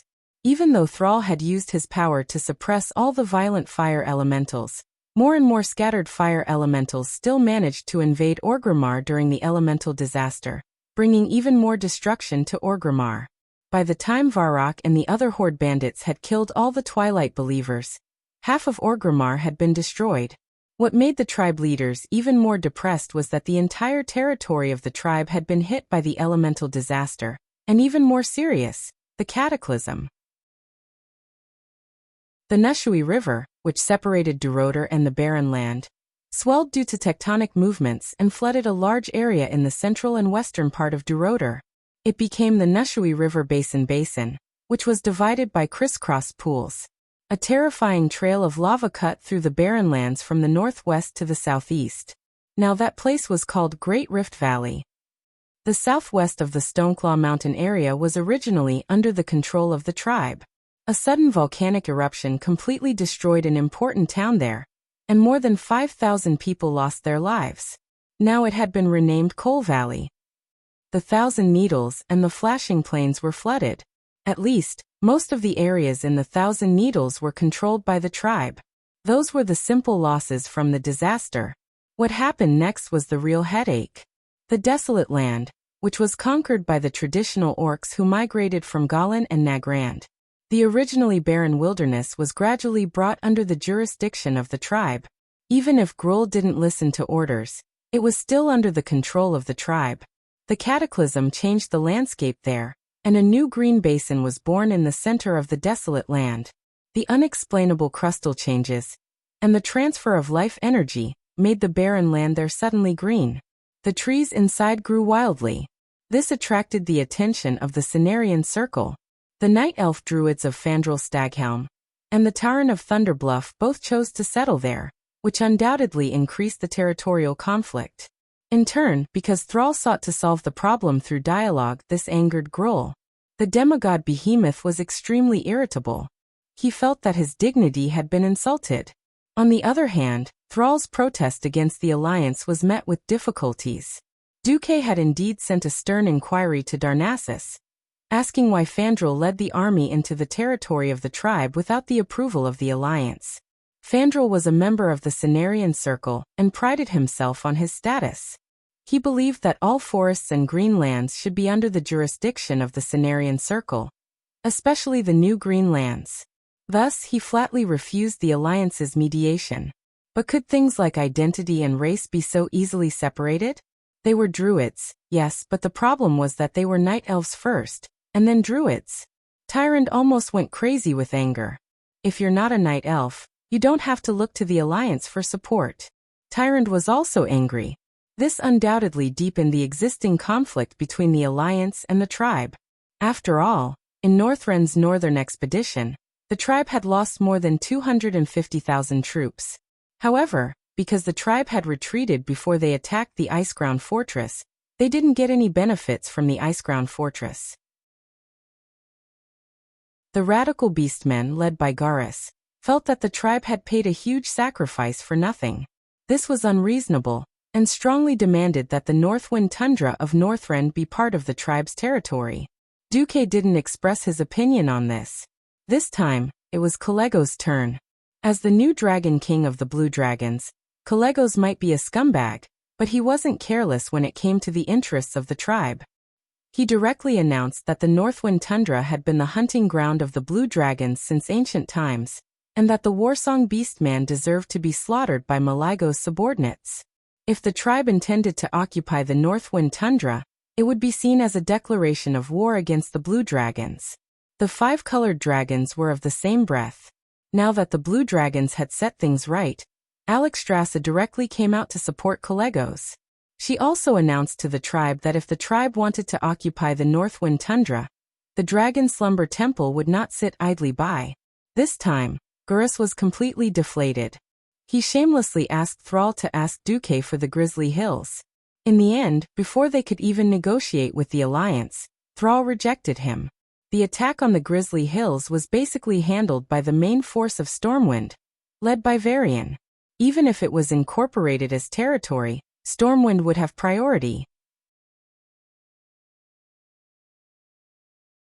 Chapter 1761. The Horde didn't have the strength to threaten the alliance, let alone their position. As a great leader, Sal's charisma was unquestionable. He abided by his principles and couldn't bring himself to ask Duque for territory, especially on the Eastern Front where the Horde didn't participate. Being principled was Sal's strength, but it was also Sal's weakness. If he was more ambitious, the Horde might be more aggressive and have a wider territory than it was now. Conversely, Duque wouldn't have allowed the Horde to exist until now. After receiving news of the Horde's internal strife, Jaina immediately went to find Duque through the portal. How will the Alliance deal with it? Theramore is already under martial law.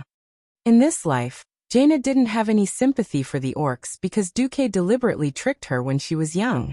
It was even more impossible for her to have an unclear relationship with Sal like in history. If Theramore had been established for her own cause, after she became Queen of Bokor Tiras, and moved the focus of Bokor Tiras to Hidden Treasure Bay under Duque's suggestion, Theramore's position changed. Now, Theramore was not only a window of communication between the Alliance and the Horde, but also a bridgehead for the Alliance to invade the Horde's territory when necessary. Apart from retaining the necessary functions of military logistics and a trading port, Theramore was purely a stronghold. Faced with Jaina's question, Duque smiled and shook his head. The Horde's current conflict is just the inevitable result of their expansion being suppressed. In fact, solving the conflict is very simple. As long as there is enough territory to settle the excess orcs who migrate from Nagrand, and let them live and develop, then nothing will happen. Jaina immediately understood Duque's position. Her pretty face was full of cold sneers. If the Horde's territory is not enough, the Alliance has the obligation to fight for new territory for them. If it's not enough, do we have to cut our own flesh and feed it to these green-skinned creatures? After all, they were the leaders of the Alliance, not the chiefs of the Horde. How could they do something stupid and give away their own territory just for the survival needs of the Horde radicals and their endless greed for territory? It could be said that 15 years after the Beastmen arrived at the Kalimdor continent, Duque had been secretly restricting the development of the Beastmen, and it had finally paid off. Duque's plan was very big, and no one in the tribe noticed. By the time Sal and the others found out, the Alliance had already stopped the development of the tribe. In the Kalimdor continent, there were many ownerless lands. Whoever could occupy it first and stabilize it would develop well. Moreover, Duque and Sar both knew that if Azeroth hadn't been threatened by so many evil forces, the Alliance and the Horde would have already started a war. Since there was no way to start a war, the game between the Alliance and the Horde would be reflected in their own development. The tribe's population was small, and their economic foundation was even worse. They were destined to need to develop at a faster pace in order to obtain strength that was close to that of the Alliance. The original history was that the Lordaeron continent was completely destroyed, and the Alliance's strength was greatly reduced. The Horde took the opportunity to catch up. Duque's appearance not only saved the Lordaeron continent, but even revived the 3 destroyed kingdoms of Lordaeron, Alterac, and Stromgarde. Coupled with all kinds of black technology and economic policies that transcended the era, the Alliance's economic strength and military strength were far above the Horde's after 10 years. That made Sal even more afraid to start a war. However, the situation had now changed. The influx of more than 2 million orcs from Draenor had indeed greatly increased the population of the Horde, but it had also brought a heavy burden to the people's livelihood. The continuous natural disasters, as well as the Calamity Army and other dark forces causing trouble, made the orcs who had escaped the destruction of Draenor feel like they had just escaped the tiger's den and entered the wolf's den. When the cataclysm broke out, the internal contradictions that had been accumulating for a long time were finally fully exposed. Orgrimmar, and even the entire Horde, were now like a powder keg. With just a little spark, there would be a big explosion that would blow the Horde into pieces. Does Sal dare to lead the Horde to war with the Alliance? Jaina asked. Duque shook his head. It's precisely because Sal is rational, and is the orc who knows the Alliance the best in the entire Horde that he doesn't dare. On the contrary, ignorance and recklessness make him fearless. Jaina immediately understood what Duque meant, and the sarcasm on her face intensified. Those orcs whose brains are still stuck in the prehistoric era really think that the Alliance is the sparsely populated Draenei? Traditional orcs were extremely barbaric. If they were unhappy, they would fight. If they were unhappy, they would fight. Anyway, they would fight for territory every day. How could there be no deaths? If they lost, they would admit defeat. If the other party did not let them go, they would simply exterminate the horde. Over thousands of years, countless clans had disappeared in the long river of history, and countless ambitious orcs had become independent from the old clans and created new ones.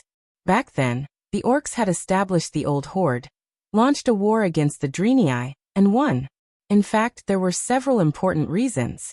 First, the absolute value of the population was disproportionate. Before Draenor was destroyed, the horde had a population of at least tens of millions. And the Draenei were automatically chased by Kil Jaden's Burning Legion, and had never exceeded 1,000,000. The Draenei had lost too much technology, and only had holy light magic left. This allowed the horde's population advantage to play a role. In addition, Kil Jaden had given Gul'dan evil magic and nurtured a large number of warlocks among the orcs, which largely offset the advantage of the holy light. And now, the Alliance had popularized modern weapons on Earth with TNT explosives as the core, and there was also the magical black technology of the flying fortress and flying battleship. Not to mention that the horde had less than 3 million people. Unless all the warriors in the horde were professionals who had stepped into the hero realm, even if there were 10 times this number, they would not be a match for modern artillery. Was it so easy to produce a hero realm expert? Including the morning level mages, at most, whether it was the horde or the Alliance, they could only reach 4 digits. After hearing Jaina's words, Duque also sneered. If you want to destroy someone, you must first make them crazy. The horde is already a crazy train heading towards hell. No matter what Sal does, it will only delay the speed of their descent into hell.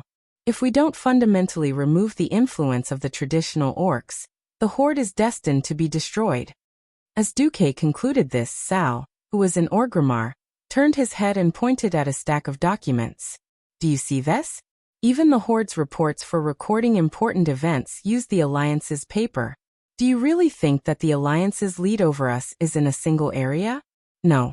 That's an all-round backwardness. Unfortunately, many little bastards think that even if these technologies are really useful, as long as we defeat the Alliance, we can get all the Alliance's technologies. Varric's voice was full of bitterness. Chapter 1762. Ridiculous. Is the technology of the Alliance so easy to steal? The one who spoke was the boss of the Goblin Rustwater conglomerate, the Prince of Trade. Sal never really believed this despicable goblin. Garavex became the king of trade by exploding, selling out his goods, or betraying everyone he knew. When Calero Volcano erupted, only Garavex had a refugee ship. He charged every refugee their life savings as a fee. Then he packed up every goblin in the upper class like sausages, ready to sell them as slaves. The monster like Garavex betrayed all his people for more almond coins.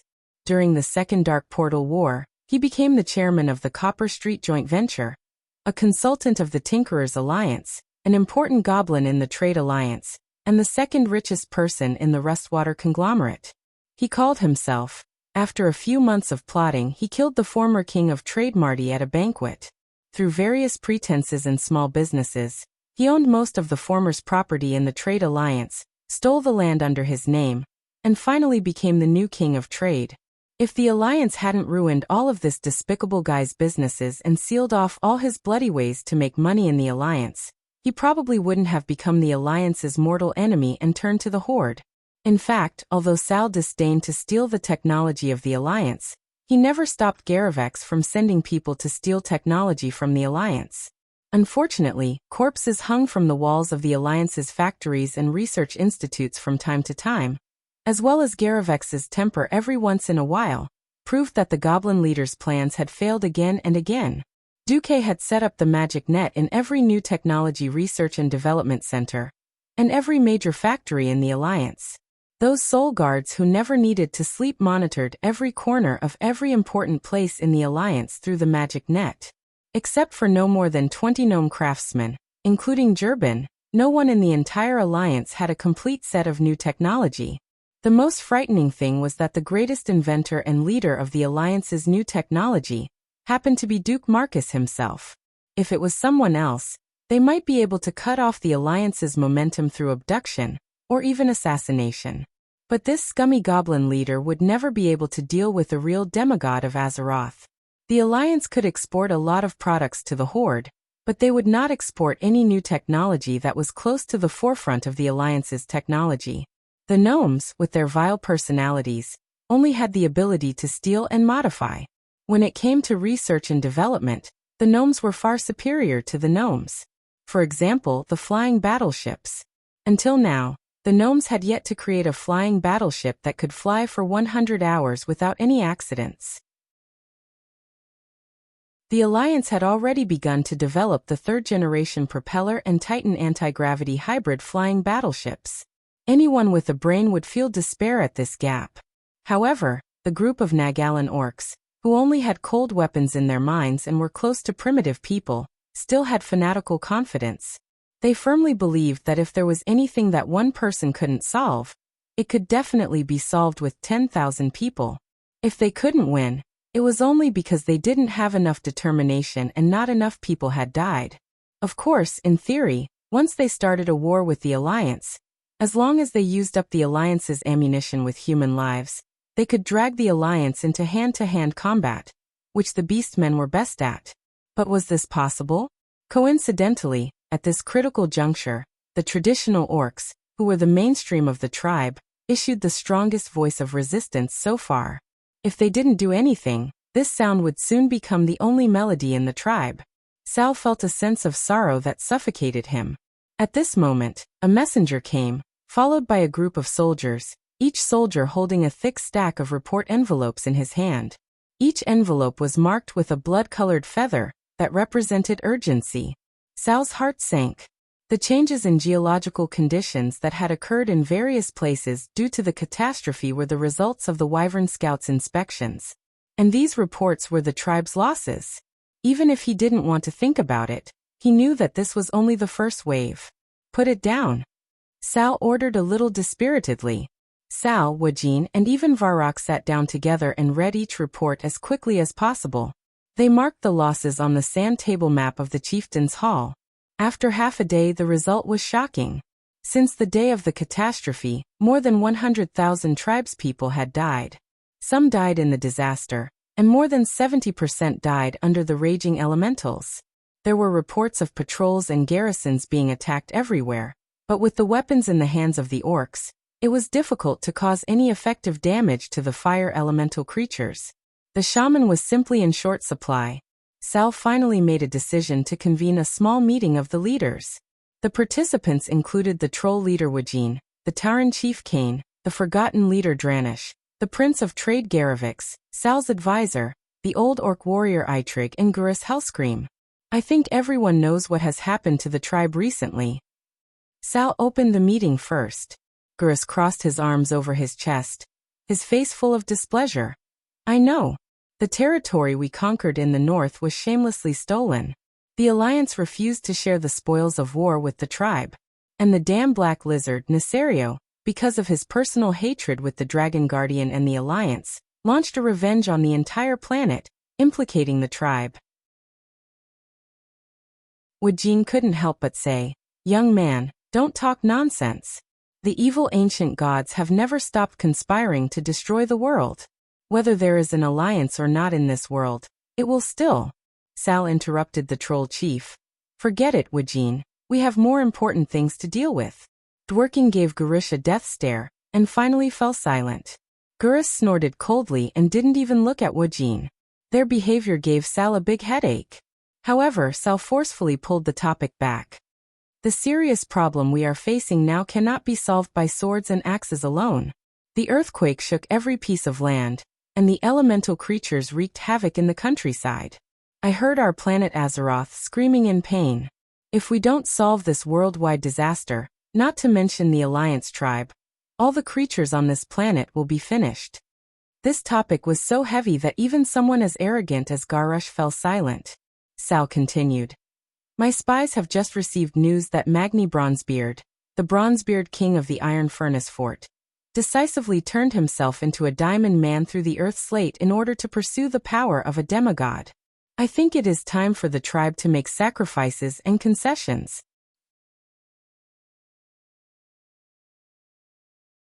Chapter 1763. Sacrifice and concessions? Almost as soon as they heard these two words, Cain and Wajin jumped up. Great Chieftain, wait. Great Chieftain, you can't be. Sal waved his hand. Don't get excited, sit down. His fierce order forced the two chieftains to sit down obediently. In the conference room, everyone pricked up their ears. Yes, I am indeed going to follow Magni Bronzebeard's example and pursue the power of a demigod. In fact, my strength has long reached a bottleneck. As long as I take advantage of the time when the will of Azeroth asks for help to fight, I still have a good chance of success. Think about it, a real demigod, what that means to the tribe. Cain and Wajin were all silent. The tribe was suppressed by the Alliance, of course, because of the economy, technology, and military fields. The key was the lack of high-end combat power. Gruul, the king of Galan, could not be a match for the demigods of the Alliance. After all, Gruul was only a demigod, not a real demigod. If the Alliance and the tribe fought, Gruul would never be able to hold on, and he would run away or change sides in minutes. If the tribe could have a real demigod, at least in terms of high-end combat power, it would be possible to compete with the Alliance. Even if they could not be on an equal footing with the Alliance, they would at least have the power to resist. Everyone knew that Sal was very strong. Perhaps he was not the strongest warrior, nor was he the strongest mage, but in terms of overall combat power, he was one of the best in the tribe. He had not been able to be promoted to a demigod, and he was also dragged down by the tribe's chores. Sal had no distractions and focused on becoming a demigod. With the will of Azeroth asking for help everywhere, there was a good chance for Sal to pass. Timing was something that could not be missed in minutes. Sal was a dual shaman of enhancement and elemental attributes. If he became a demigod, it would also be very helpful in suppressing the elemental disaster of Azeroth. In addition, the wise Wajin also thought that if for this reason, Sal stepped down from the position of the chieftain of the tribe, it would also be politically a step back. Not only could it avoid the difficulties and accusations of the traditional orcs against Sal, but it could also let the mainstream traditional young orcs try. If it didn't work out, Sal, who had become a demigod, could still come back to preside over the situation. Just like Duke Marcus, the leader of the Alliance, Duque had disappeared more than once, but as long as there was an effective ruling team, the Alliance would not fall into chaos. When he returned as a demigod and regained control of the Alliance with the aura of a king, the Alliance soared again and again. So Sal becoming a demigod was definitely beneficial to the tribe. Now came the problem. If Sal wanted to advance, it would definitely take a long time. Leaving a power vacuum was the stupidest thing to do. Then, who would be suitable to be the next great chieftain? Woken swept his gaze across the audience and suddenly thought of a terrible possibility. Wajin hurriedly asked, "Great Chief, what are you going to do? Although our world is collapsing every day, and we've evacuated most of our people there are still 2/3 of Nagrand left. I plan to use the dark portal to return to Nagrand and ask my grandmother, who refuses to leave Nagrand, and the elementals there for help." "How long?" Cain asked. "A few weeks, a few months, or even a year. I don't know how long an elemental demigod would need. After all, this is a completely unknown field. After all, as far as I know, several demigods in the Alliance are promoted at different times." The air was once again filled with silence. The tribe cannot be without a leader for a day. Sal emphasized, "Since everyone has no objection to me going to the demigod position, then let's discuss it. Who is the most suitable to be the next great chief of the tribe?" Although it was a discussion and recommendation, it was actually the art of politics. The tribe was first established by the orcs, and at this moment, the largest force in the entire tribe was still the orcs. Whether it was population, combat power, or political influence, the orcs had an absolute advantage. In this political situation, Sal actually had no choice. After a few hypocritical excuses, Thrall finally appointed Gurus Hellscream as the next great chieftain. "Gurus, I'll leave the tribe to you. Unfortunately, because your battle record is not too impressive, I hope that you can launch a Makegara after I announce my abdication, so that all the chiefs who are interested in the position of the Great Chief can challenge you fairly. I am deeply honored. Great Chieftain, I bet on the name of Gurus Hellscream that I will not lose to any orc in Makara. The chiefs of the other races all noticed that Gurush only mentioned the beastmen. Sal patted Gurus on the shoulder and sighed in his heart. He also knew that Gurush was too impulsive and was not a suitable Great Chieftain. However, he represented the traditional faction, the largest force among the orcs. Secondly, among the younger generation, there was really no other candidate other than him. It was like picking the tallest person among the shortest. It was like trying everything in a desperate situation. Sal was still worried and instructed. I know you are not ready to be a great chief, but I think Wajin, Kane and Eitrig will give you a lot of useful advice. Gurush interrupted Thrall. No. I think I am ready. Moreover, no matter how many suggestions there are, isn't the final decision still made by the great chief himself? I think I have the vision to lead the tribe to prosperity. Sal choked on the spot, and even the corners of his eyes twitched.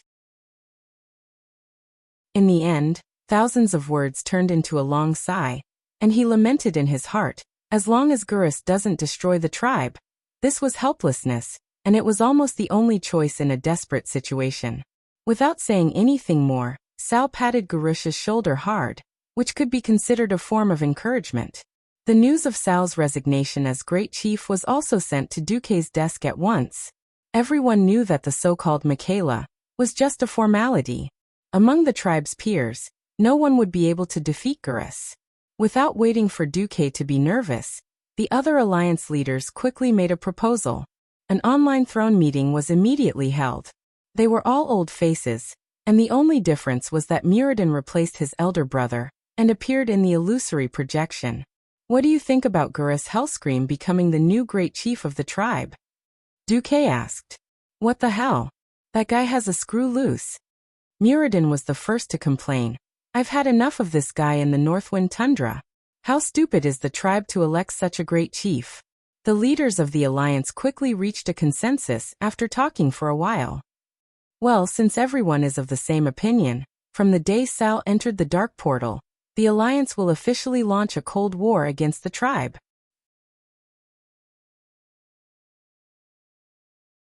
Chapter 1764. I'll just quietly watch you show off. I'll never interrupt you. You're brainless and looking for trouble. Duque, the commander of the alliance and demigod of the weave, had once again used an unreliable children's song to make his two daughters giggle. Aurelia could not stand it anymore, and came forward to stop him. Who knew that Duque would actually grab her by the waist and carry her to the next room to practice swordsmanship? Ah, you. What time is this? I still have to look after my daughters. Aurelia exclaimed. Don't worry, don't we still have Sasha? Anyway, any one of you can support 2 babies. Duque said shamelessly. You. Although this was not reliable, it was the truth. Plus, she had been pregnant for quite a long time. No matter how strong Aurelia's maternal instincts were, she was still a woman. The accumulated pressure was released by Duque in a few attacks. Soon, the Windrunner sisters found that Duque was in a particularly good mood. It was rare that he would not let go of them. Obviously, the tribe has changed to a chief who is against the alliance. Why do I feel that you're in a good mood? Sasha asked. Ha! Gurus Hellscream, I prefer to call him Brainless Howl. Sal thought that as long as he was not too wasteful, it would be fine. Even Sal himself probably couldn't imagine how brainless he could be. That is an existence that can constantly refresh a human's understanding of the bottom line of IQ and EQ. Duque held the Windrunner sisters, but let out a smug sneer. It was the smile of a hunter watching his prey foolishly fall into a trap. Sal's judgment of the general trend was indeed not wrong. Azeroth was still in a constant state of trouble, and suffering one disaster after another. Anyway, as long as powerful foreign enemies continued to exist, the alliance would not launch a full-scale war against the tribe. Even if Gurus only had 5 points of intelligence, as long as he was willing to listen to the advice of Wajin and the others, he would fight for benefits and living space for the tribe through friction and confrontation. His reckless and arrogant personality was the best cover. Sal firmly believed that the think tank he left behind could hold the tribe's situation, or at least not collapse. Obviously, Sal had underestimated Garish's recklessness and the Alliance's reaction. In the Makara, that was supposed to be a routine event, Garish killed a chieftain from a medium-sized clan, White Eagle, with a single swing of his axe.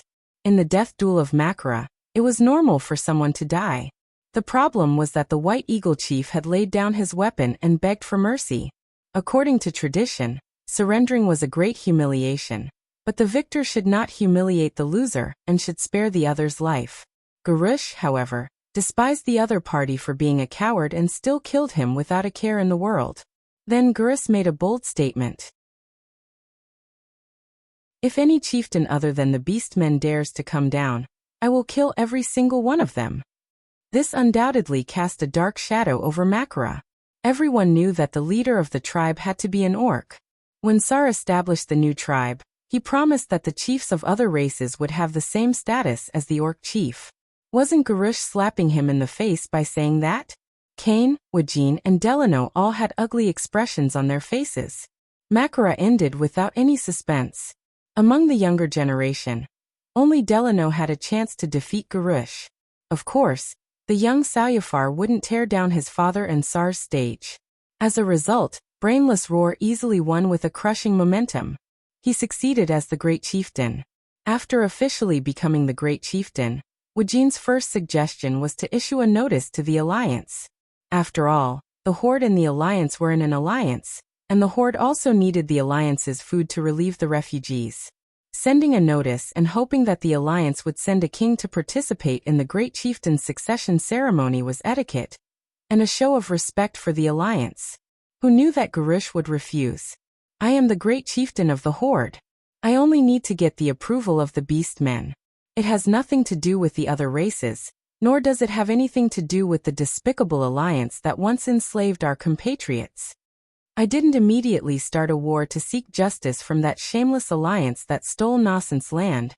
That's already for the sake of the Covenant. His speech, of course, won the cheers of the young beastmen, but it made the faces of the chieftains of the major races quite ugly, because he had just scolded the trolls, Taurens, and Forsaken. The few big shots could only stiffen their faces and smile politely, pretending that they had heard wrong. Wajin's heart sank. He vaguely guessed Sar's thoughts. Judging from the results, Sar might have gone overboard. As the contact person who often contacted the Alliance's throne conference, Wajin could only trouble himself to let the troll mage open a portal and go to Stormwind City. The first place Wajin went to was not the Alliance headquarters in Stormwind City, but Duke Marcus Mansion. I came this time to inform the Alliance that our former Great Chieftain, Sar, decided to go back to Nagran to seek help from the elements in order to figure out the truth of the elemental rebellion. And the new Great Chieftain, Garish Hellscream, has officially taken office today. He is the son of Sir Marcus' only Beastman General, Grom Hellscream. Wajin had already said it very tactfully. He couldn't say that Sar, in order to avoid the Alliance's monopoly of demigods, ran away to practice, and when he came back, the Alliance would not bully them. Instead, he mentioned Howl's name indifferently and directly pointed out his relationship with Howl. This was the hope that the Alliance would look at the Buddha's face. Who knew? Oh, sorry for troubling Sir Wajin. The Alliance knows. Sir Wajin, you can also go back. Wajin was directly slammed at the door. If it was someone else who treated Wajin like this, Wajin might be able to use his identity to suppress the other party. Unfortunately, it was Vashj who gave him a sanitary eye. The dignified Queen of the Fangs, now the demigod of Lake Azeroth Lordemir Lake, Vashj, dressed in a black and white lace-made dress, guarded the door for Duque. Although it was said that Wajin gave a cold shoulder to a maid, the maid was too awesome. Anyway, Duque was the only one in the world who could let a demigod guard the door. Wajin was still a little unwilling to give up. Excuse me, is Sir Marcus busy now? If you're not busy. Before Wajin finished speaking, he heard Dumuk's unique voice coming from a room not too far upstairs. I'll just quietly watch you. This was an off-key singing. Giggle. This was the laughter of a little girl. Wajin's awkward smile was lost. Vashj crossed her hands, gently pressed them on her lower abdomen, and put on a very formal smile. My master is indeed busy. There are not many important things in the world that are qualified to disturb the master. Even when Neltharion ran out earlier, he only dared to use a substitute to shout a few times. You still have to get out. The subtext was, Wajin should also get out. Wajin could only casually say a few compliments and leave. Chapter 1765. Woken's scalp went numb. As the highest leader of the alliance, Duque's attitude meant that the upper echelons of the alliance had reached a consensus. Wajin naturally knew that Gurus had a very bad relationship with several leaders of the alliance during the northern expedition to No Scent. For example, the few dwarf leaders guarding the fearless fortress. From the looks of it, the alliance's unity against external enemies was quite serious. No, he should have seen through the tribe's clumsy excuse. It was clearly the alliance who had already informed them that it was the death dragon, Nesario, who had come out to cause trouble. Yet Thrall still used the excuse of confirming the elemental insurrection to abdicate. But when Wajin came, he really couldn't do anything. Because from the beginning to the end, Gurus did not authorize Wajin to invite the leader of the alliance to attend the succession ceremony of the tribal chief. They didn't even invite the leader of the alliance, and wanted the elders of the alliance to give them the cold shoulder. Don't even think about it. Walking out of Duke Marcus' mansion, Woken knew that his efforts this time were mostly in vain. It was like sitting in a carriage and seeing that the carriage was about to crash. There was no way to save it. The only choice left was to jump out of the carriage and defend to reduce the damage. Sigh. After a long sigh, Wajin called out to his troll guards. Let's go to the Storm Fortress to take a look. As expected, he was once again denied entry at Storm Fortress. Our Majesty is busy with state affairs and has no time to see you. Bolvar for Dragon, as the regent of the kingdom in Varian's absence, held enough weight. Unfortunately, there was no sincerity either. Wajin used the teleportation portal of the Alliance and circled around several major cities of the Alliance. Of course, he didn't go to the elves. The High Elves were also known as the Blood Elves. They had fought against the great demons for thousands of years, and the hatred between them was so deep that it could not be dissolved. Even though the dark spear trolls of Woking did not have a direct conflict with the High Elves, racial hatred was just so unreasonable. Who the hell called you a troll? Wajin would not go to Silvermoon City to look for trouble. The only leader he saw was Jaina, who happened to be in Theramore. Jaina's attire was rather formal. She wore an aqua-blue mage robe with the glittering Kurtira's crown. Two water elemental elites, who were obviously highly intelligent, stood on both sides of her throne. A female high elven mage was waiting at the side with a faint smile on her lips. When Wajin made the announcement and expressed that the Horde was still on friendly terms with the Alliance, Jaina replied, "The Alliance is never stingy with our friends. When they were hungry, as long as the Alliance had something to eat, they wouldn't starve their friends. When there was trouble, even if it was a disaster that could destroy a planet, the Alliance would send out their entire army to rescue them. However, the Alliance doesn't mind slaughtering and roasting wild boars that wander into the crops." This was already a slap in the face. Woking felt his face burning. Let's not talk about the grudges between the Alliance and the Horde during the first and second Dark Portal. After the Horde went west to the Kalimdor continent, the Alliance was very kind. Facing an enemy that could destroy the world, the Alliance knew their priorities very well. When the Horde was in trouble, as an ally, the Alliance was not stingy with their resources. The wood used to build the city of Orgrim was transported from the Elven Forest. When the Horde was famished, it was the Alliance who sold a small amount of food to the Horde to tide over the difficulties. When the Draenor evil orcs fell into madness, it was the Alliance who provided support such as holy water and food, allowing Sal to save his compatriots. When the Draenor Day was about to be destroyed, it was the Alliance who provided a large number of transport ships to rescue the 2 million orcs who were gradually lacking in resources and falling into despair. If it weren't for the bloodiest war between the two sides, the Alliance would have enslaved the orcs. If it weren't for the huge differences in appearance and culture between the two sides, maybe the Alliance and the Horde would have become a unified organization instead of being independent and wary of each other as they were now. Wajin argued with an almost argumentative tone. The Horde is also very difficult, and Gurus is still young. It's inevitable that he's young. However, he's still growing rapidly. The Horde doesn't want Chief Gurus's previous unpleasant experience with the Alliance to extend to the present. Jaina raised her eyebrows. Oh, is that so? But I know that Sal is actually younger than Gurush. Wajin was speechless on the spot. This was because of seniority. Sal debuted very early, and as the founder of the new Horde, he was brothers with the older generation of Horde leaders such as Varric and Grom. As a last resort, he could only call Gurus young man. Wajin could only blush. I mean, he's slightly young as a leader. But the Horde is established through force. As the winner of Makara, it's glorious for him to become the Horde's great chief. The Alliance doesn't care who the Horde's great chief is. That's our attitude. If we can talk, we talk. If we don't want to talk, we don't have to talk. Anyway, the Alliance will continue to implement the trade contracts signed with the Horde until the contract expires, or the Horde unilaterally tears up the contract. After saying that, Jaina waved her hand. I still have official business to deal with. I won't see you out. Without waiting for Wajin to say anything else, she flashed away and left the living room. This was Jaina's Mage Tower, and Jaina could freely travel to any place in the Mage Tower. Wajin left Jaina's Mage Tower. He took the opportunity to observe Theramore. He was shocked to find that the Alliance had begun to unabashedly prepare for war. Civilians were lining up to evacuate Theramore by boat, and a layer of armor-like things were being added to the strengthened walls.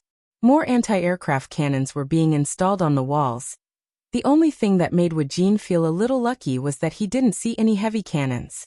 Most of the cannons installed by the Alliance were fast-firing, not large-caliber heavy cannons. This meant that the Alliance was guarding against the Horde's possible human wave tactics. But they had no intention of attacking, because to blow up Orgrimmar's walls strengthened by multiple layers of magic arrays, heavy cannons of more than 200 millimeters were necessary. Wajin still couldn't relax. With the mobilization and transportation capabilities of the Alliance would be able to transport the largest artillery to Durotor within a week even without the use of the teleportation portal. Damn it, the Alliance's reaction is more intense than I thought. This was the Alliance's deterrence and warning. After Wajin returned to the Horde in disgrace, he almost joined forces with Kane and Delano to put pressure on the Horde to dispel the furious Gurus's idea of going to war against the Alliance. As a result, while Sal was seeking elemental support, Gurus started the war. But the target was changed to Farolas in the southwest of the Kalimdor continent. This used to be a paradise for neutral ogres and some slave merchants. In the Hammer of Doom, the merchants there even let Varian be a slave gladiator for a long time. When Sal was in office, he never touched these neutral forces. Gurush, on the other hand, directly attacked them.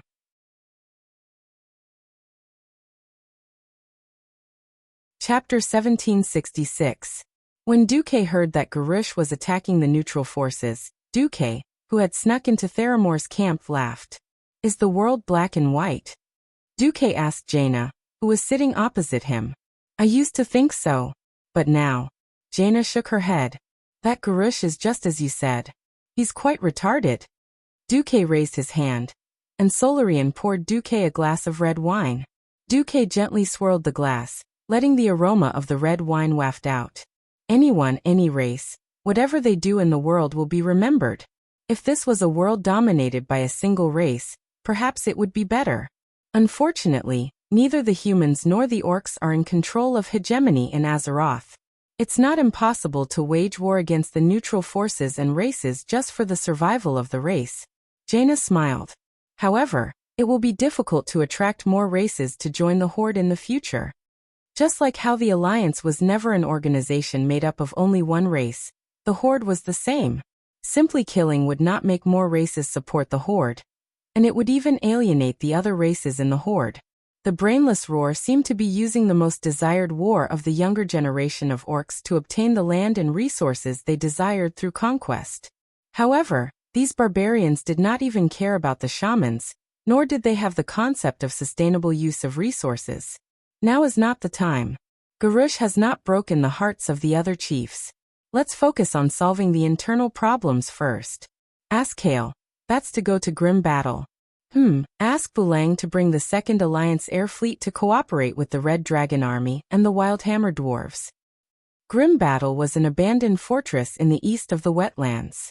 Its history could be traced back to the Dwarven War of the Three Hammers. It was a fortress city built by the defeated Wildhammer Dwarves. Although the Wildhammer Dwarves won the subsequent raid by the Dark Iron Dwarves, Thorison's wife, Empress Morgard, died in the Battle of Grimbator. Before she died, she gave Grimbator an eternal curse. The Wildhammer Dwarves eventually fled their cursed home, never to return, and moved to Eagle's Nest Mountain. During World War II at the Dark Portal, this place was once used by the Dragonmaw clan orcs under the guidance of Deathwing as a base to imprison the Red Dragon Queen Alexstrasza and train the tribe's Red Dragon cavalry here. Duque had saved the Red Dragon Queen, who had almost been tortured like a dog, and forged a deep friendship with her. After World War II, the area was practically abandoned. The dwarves were unwilling to take this fortress that had no resources and no real significance. In the end, only the Red Dragon army left behind a few adult red dragons to guard the place. With the arrival of the Cataclysm, Deathwing reappeared in Azeroth, and the Twilight Hammer disciples who were wanted by the Alliance all over the world had already been killed. However, with the support of the Black Dragon army, the Twilight Hammer worked together to drive away the Red Dragons here. They transformed the stone hall built by the dwarves into a training ground. So Grimbator had to fight again. However, this level of trouble was not worth the Alliance's hero squad. Jaina, although I don't think Gurus has the guts to attack the Alliance now, you'd better stay in Theramore, Duque ordered. Yo, I'm facing an army of 2 million orcs. What if I can't hold it? Jaina joked. Why don't you transfer Naxxramas to the top of Theramore's head for me? Uft. Duque laughed shamelessly. At that time, the Horde will really have to go to war with the Alliance. Don't you want to? Jaina's bright eyes were full of a faint smile. Duque knew that this was also a test. Hey, I'm your man. Is it necessary to test me like this? Duque raised his hand in surrender. I wonder which fiancé threw me into the ice and snow of the Tirisful woodland, and let me experience the cruelty of the orcs? Jaina teased. As smart as she was, it was impossible for her not to know Duque's intentions. At that time, she might have been confused for a while, but after carefully experiencing it later, she would definitely figure it out. Will you hate me for this? Duque asked. Jaina shrugged and spread her hands, pretending to be helpless. Then she sat over and leaned against Duque, her nimble and white fingers drawing circles on Duque's chest. Jaina's voice was faint. If I really hated you, I wouldn't have been willing to follow you for so many years without a title, and even be willing to bear your children. It's just that I never understood why you made me hostile to the orcs at the expense of scaring me back then. Later, after the Horde went west, you were so tolerant of the Horde, even a little indulgent with Sal? I almost thought you had changed, or maybe you weren't you. Duque inserted his fingers into Jaina's fluffy golden hair, and stroked it lovingly. I'm sorry. From the past until now, I have always hoped that the Horde will completely withdraw from the stage of history. But what happened later? First, it was because of the situation. The enemies that were more ferocious than the Horde came wave after wave. Second, it could be said that I felt the guidance of fate. Fate was simply metaphysics. It could be said that it existed, but it could also be unreliable. However, Duque had been right for so many years that Jaina had long been convinced. She had to believe it even if she didn't want to. What about this time? Jaina caressed Duke's face and blew into Duel's ear. This girl was clearly using her womanhood to her advantage. Duque was speechless. If it weren't for the fact that this girl had been his sword practice partner for many years, eating her up, brainwashing and instigating her, and achieving the unlocking of all the postures, she would have been completely obedient to him. She even bought the ticket for the ship. Duke might really think that she was that girl who sold her father in history. It's not the right time. It wasn't that he didn't want revenge, it was just that it wasn't the right time yet. Jaina was exceptionally intelligent and understood immediately. Hey, since it's not the right time, why did you still want me to come to the front lines? What if I can't escape? Jaina started to act spoiled. Duque, completely helpless, he could only smile bitterly as he took out a seemingly perfect gem and gave it to Jaina. Wow. It's so beautiful. The energy of this thing. No wonder Jaina was so shocked. This thing looked perfect at first, like the eyeball of a blue dragon. As a radiant moon mage, Jaina immediately sensed the terrifying energy contained within it as soon as she touched it, as well as the astonishing Titan runic magic formation. This is, you can call it mass-produced focusing rainbow.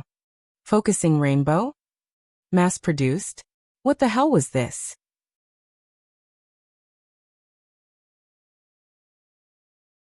Chapter 1767. Focusing Rainbow. As the most powerful arcane energy in Azeroth, the Titans gave the Blue Dragons a magical artifact to control magic. It helped Maligos the Hairweaver manage the magic of Azeroth.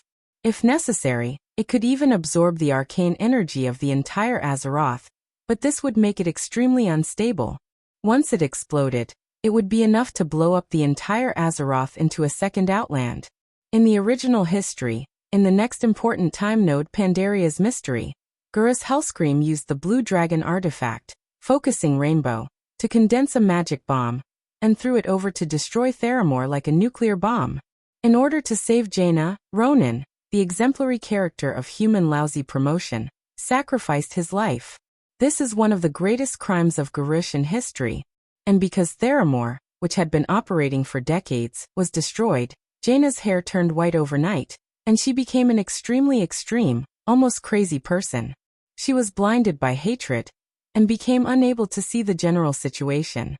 Even when she returned to the Dalajan Kirin Tor assembly, she tried her best to advocate ignoring foreign enemies and directly declaring war on the Horde. She was just short of being further corrupted in the game, and then being pushed down as a boss in a dungeon. However, in this life Gurus still wanted to play with the nuclear bomb. Focusing Rainbow? He had to ask Duque first. This is a mass-produced version of Focusing Rainbow. It's a bit like a small magic net, and can absorb all arcane energy within a 30-mile radius. You can set the time when it releases the energy again. That is, when you throw it out, it will explode in about a few seconds, Duque said seriously. Power? If it's just this operation, it can probably flatten 1/10 of Theramore. When Duque said this, Jaina's expression suddenly changed. Theramore was quite huge. After 11 years of construction with the full support of the Alliance, Theramore was a full 10 kilometers long and wide, which was 100 square kilometers. Blowing up 10 square kilometers at once was definitely more powerful than all the cannons of today, and even the main magic cannons of the Dalajan. Jaina noticed the other meaning in Duque's words. Then, what about the other operation? Connect to the magic net and draw in a large amount of arcane energy for a short period of time. In theory, it can cause an even more powerful explosion, but the duration of the explosion will become uncontrollable, and it will cause part of the weave to collapse. Duque shrugged. Unless you're planning to die with your enemy, please don't play this game. You're not immortal. When Jaina heard the first half of Duque's sentence, she was so scared that her face turned pale. However, she soon felt Duque's concern and deep love. With this, even if Gurus brought his entire tribe to Dustwallow Swamp, he still wouldn't be able to take down Theramore. No, it should be said that even if they succeeded, they would vomit 18 liters of blood. Woo-woo. Master, your disciple is becoming more and more fond of you. What should we do? After saying that, Jaina immediately offered artificial respiration. Duque accepted it calmly and handed the mass-produced focusing rainbow to Jaina. This thing is for you to protect yourself. Although it can be mass-produced, it's best not to use it. After all, the material of this thing was too bad. Anyway, you know it's related to the blue dragon's body. Jaina stuck out her tongue. Was this considered as no trade, no killing? After making arrangements with Jaina, Duque passed through the portal and went directly to Dawn Island in the middle of Lordimir Lake. As soon as he stepped out of the portal, Duque saw that Vasht was already in the form of a Naga, waiting respectfully with a group of subordinates. On the shore, there was the giant water elemental Lord Unstable Hydus, the male Naga Deepwater Lord Karathres, and the deep-sea giant Marogr Tidewalker. In the deep water a little further from the shore, there was the huge island-like fish-shaped monster Jisra with most of its body exposed. They were all the bosses in Draenor's Serpent Temple back then. Now that their fate had changed, they had followed Vashj and become the vassal forces of the Alliance. Looking out, the elite Naga guards and Naga priests were lined up densely in the distance. Further away, there were countless Murlocs. These guys who used to quarrel all day were all quietly crawling in front of Duque. Sometimes, Duque couldn't help but sigh that fate made fools of people. However, it was because of Duque's constant stirring up trouble that those forces that were originally destroyed and the bosses that were destined to step into death were all pulled back to become his subordinates. This was why the Alliance was strong and prosperous today. In the future, when fighting against the Burning Legion that came again, they would have more confidence. Duque took a deep breath. Although he was already a demigod, and breathing was just an action that could not be done, he always retained the habits of being a human. Duque believed that only humans were the true saviors of this world. He spat out the foul air in his lungs and said loudly, "Everyone from the Storm Naga, I have saved you from death. I have given you a future and hope. But this is not without conditions. I think you know what I am here to do today?" The Deepwater Lord Carathras took the lead, knelt on one knee and shouted, "I am willing to die for Master Duke Marcus." All the lords, all the elites, and thousands of aquatic powerhouses knelt down in unison. "I am willing to die for Master Duke Marcus." Death was not just a simple fanaticism. In a sense, this was a more transcendent existence, a more ideal destination. Every single one of them had personally witnessed how the dead humans and powerful creatures had fused with the weave and become immortal existences. For example, the frost dragon Saffron, the Archbishop of Holy Light Alonso's Fail, mortals and things would eventually die or decay. Being loyal to their own demigod Vashj and Vashj's master, Duque, was the true way of kings. Therefore, the loyalty of these aquatic powerhouses who had changed their name to Storm Naga was not false. Seeing the fanaticism in these guys' eyes, Duque was quite satisfied. Very good. Now the world has changed. The water elemental plane is the plane closest to Azeroth. I can feel that the water elemental Lord Tidehunter Neptulin did not personally participate in this world-destroying operation. He is destined to be a thorn in Netherio's side. Perhaps he will be in big trouble. Perhaps he wants to remain neutral, or he is purely acting according to circumstances. At this point, Duque paused, then continued, "The Alliance needs to unite more powerhouses to fight against evil. What you have to do is to persuade him. Use words or force to persuade him to join this war against Netherio." Suddenly, the unstable Hedis asked in a muffled voice, "What if he refuses?"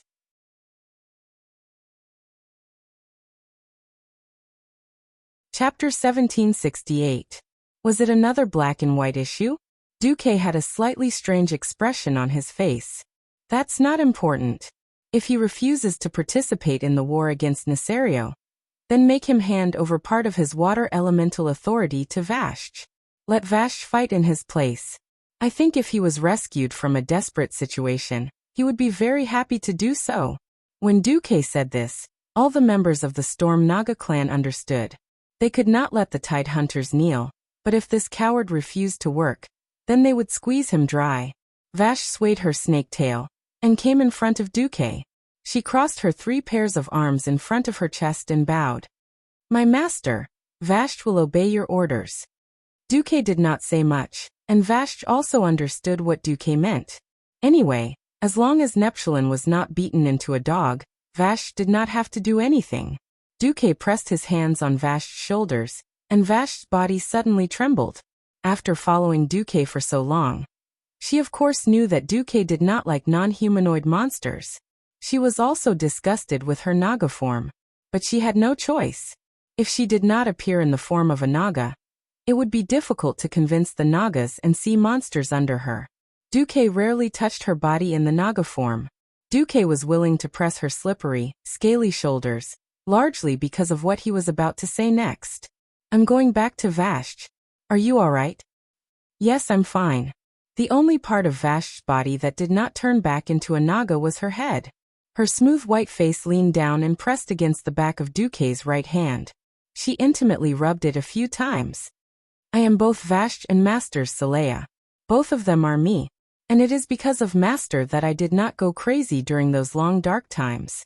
With the destruction of the Well of Eternity, the city of the High Elves, Vaskr, sank into the sea. Elven Queen Azhara and her High Elven followers could not escape this catastrophe. Although they escaped death, the price of their lives was Enzoth, turning them into terrifying Naga sirens. Now, time had washed away the history of the High Elves. Many people had already forgotten this painful lesson. But Vashj was definitely an exception. Back then, the Lord of Vashjr's city had been her mother, Lysariel Vashjr. Because of her mother, she was able to enter the Azhara palace and serve Queen Azhara, becoming the queen's maid. After Vashjr sank to the bottom of the sea with Azhara city, Vashjr had been Vashjr's territory for the past 10,000 years, until she led the Naga of her clan to seek refuge with Illidan. This time, following the Great Cataclysm, the water elemental plane and Azeroth's greatest overlap was Vashjr. This caused the water elemental in Vashjr to riot and produce a terrifying resonance. It passed through the abyss of the sea and reverberated throughout the world of Azeroth for a long time. To solve the problem of Vashjr, there was no one more suitable than Vashjr and her Storm Naga. Perhaps there had been other Naga clans who did not have eyes and came to take over, but as a demigod, everything would be easily solved. Through the almost non-existent plane barrier near Vashjr, they could reach the throat of the abyss. The throat of the abyss was an ocean located in the elemental plane. It was the source of all water elemental, and the territory of the water elemental lord, Neptulin. It was constantly brewing and using waves and storms to attack the land that was surrounded by it. Normally, unless mortals relied on special methods, they would not be able to get close to this godforsaken place. The Naga were originally aquatic creatures, but it was different. Without a doubt, this was their backyard. Duque sent the Storm Naga there, so it was safe. Seleka, remember safety first. Yes. After saying goodbye softly, thousands of Naga and Murlocs jumped into the water under Vashjr's lead. The entire sea was filled with bubbles from the rapid diving of these aquatic creatures. 10 minutes later, the entire island suddenly became empty. That was not entirely true. At least, the Murloc prophet Maugr had stayed.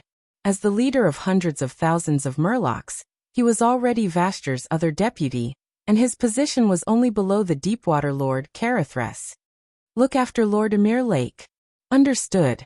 My master. Maugr bowed deeply to Duque. A day later, in the deep sea northwest of Stormwind City, a huge army arrived at Vashjr. Vashjr swayed her snake tail and came to a seemingly ordinary high platform.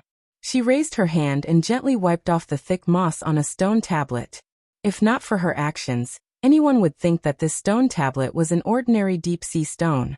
When she finished wiping the stone tablet, she was shocked to see that the stone tablet was written in the High Elven language.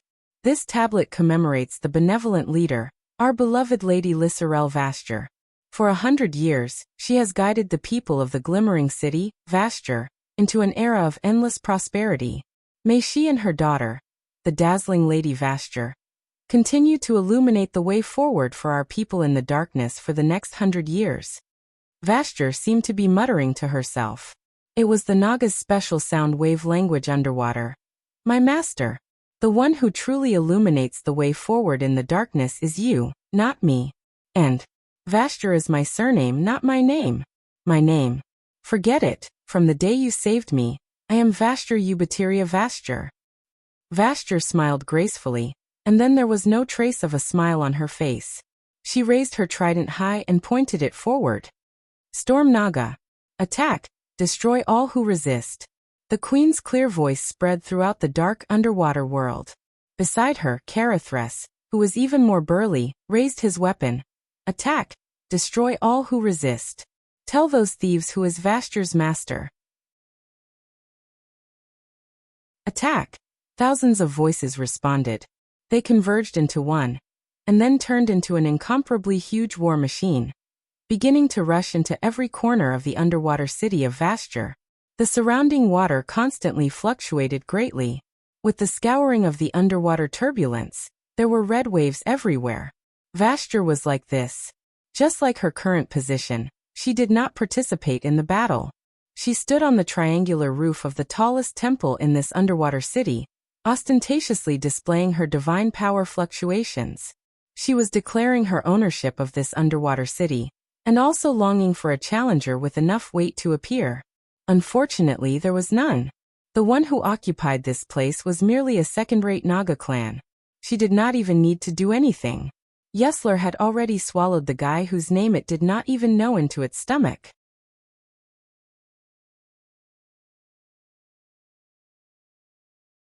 Chapter 1769. Duque realized that he was actually a bit like a superstar, going to one show after another. In fact, Duque should be happy. His subordinates were strong, and they did not have their own masters, but rather, they had their own goals. Moreover, the emergence of more peerless powerhouses was a preview of the full-blown war, when the Burning Legion invaded in the future. After all, this time, Nesario, Al-Akir, and Ragnaros had come together. 10 years ago, all three of them would have been big bosses that could destroy the world. If he were to gather all the elites together and defeat the enemies one by one like in the past, it would mean that he would let the other two go. Unfortunately, no matter which one he let go of, it would cause unimaginable destruction and destruction to Azeroth. Splitting up to fight against the enemy was already inevitable. No matter how reluctant Duque was, he had to start learning to let go. And the biggest difference from history was that the Alliance now had the capital to split up. When Duque rushed to Silvermoon City, he happened to run into the elves' farewell party for Queen Sylvanas. This time, Sylvanas' target was the Wind Elemental Lord, Al-Akir. Just as Sylvanas was about to push open the door to the farewell party hall, Duque arrived. "Yo Duque. We sisters almost thought that the three of us combined couldn't compare to your maid." Queen Sylvanas teased Duque. That's right. At this moment, beside Queen Sylvanas were Aurelia and Sasha, who were dressed in military attire and ready to go to war. The three Windrunner sisters had not gone to war for a long time. He had to admit that the physique of the elves was against the rules. After Aurelia and Sasha gave birth to a daughter, not only did their figure not change, but their breasts were also a grade bigger. Seeing this, the other women around Duke were all envious and jealous. Duque was drooling. Unfortunately, women like the three Windrunner sisters were destined to put the survival of the world as their top priority. They were leading by example, shouldering the future of the entire elven race with their seemingly thin and weak shoulders. Even though Duque didn't think that they were the kind of wife and loving mother he knew from the first day he started dating them, his daughter wasn't even a year old yet, and they had already chosen to fight. This kind of courage. Should he say that it was no wonder their surname was Windrunner? Duque shrugged in the face of Queen Syriana's teasing.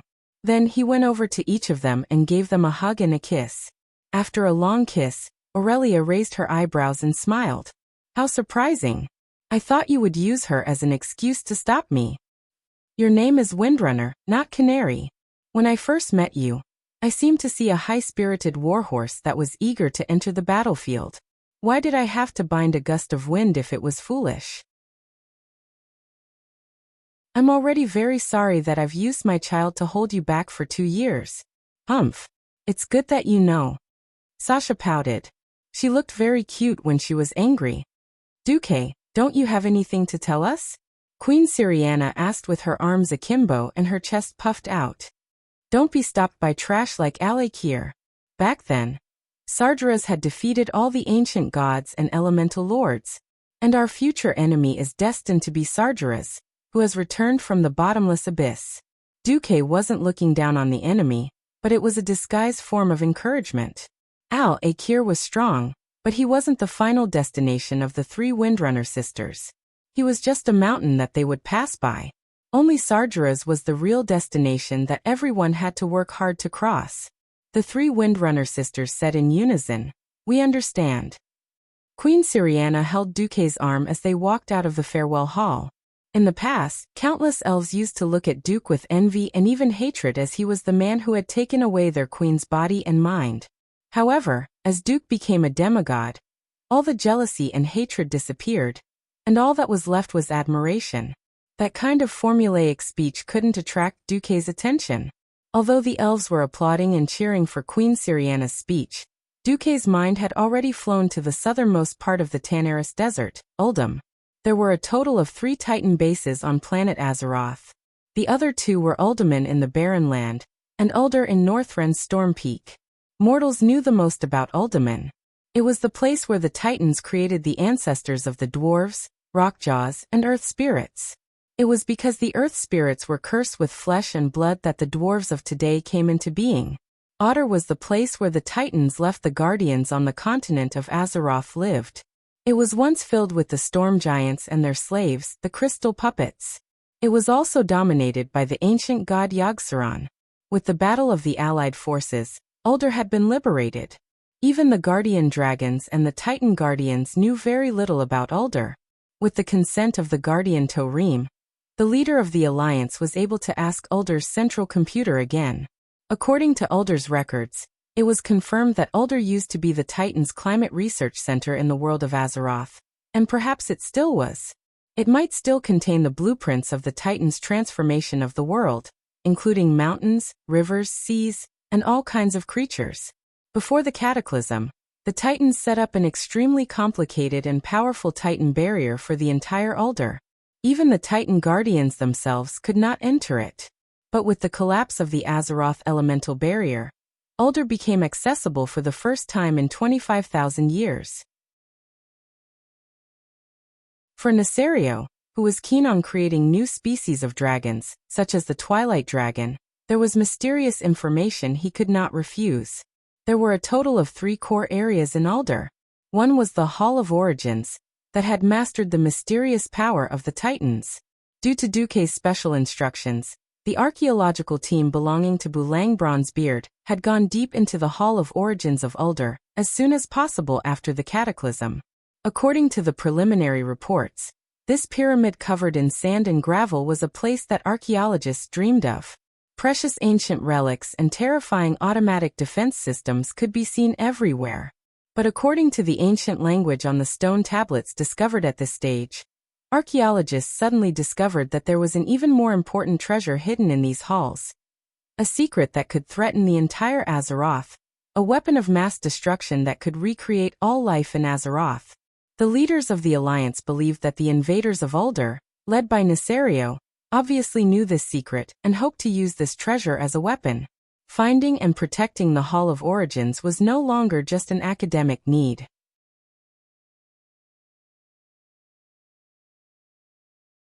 Chapter 1770.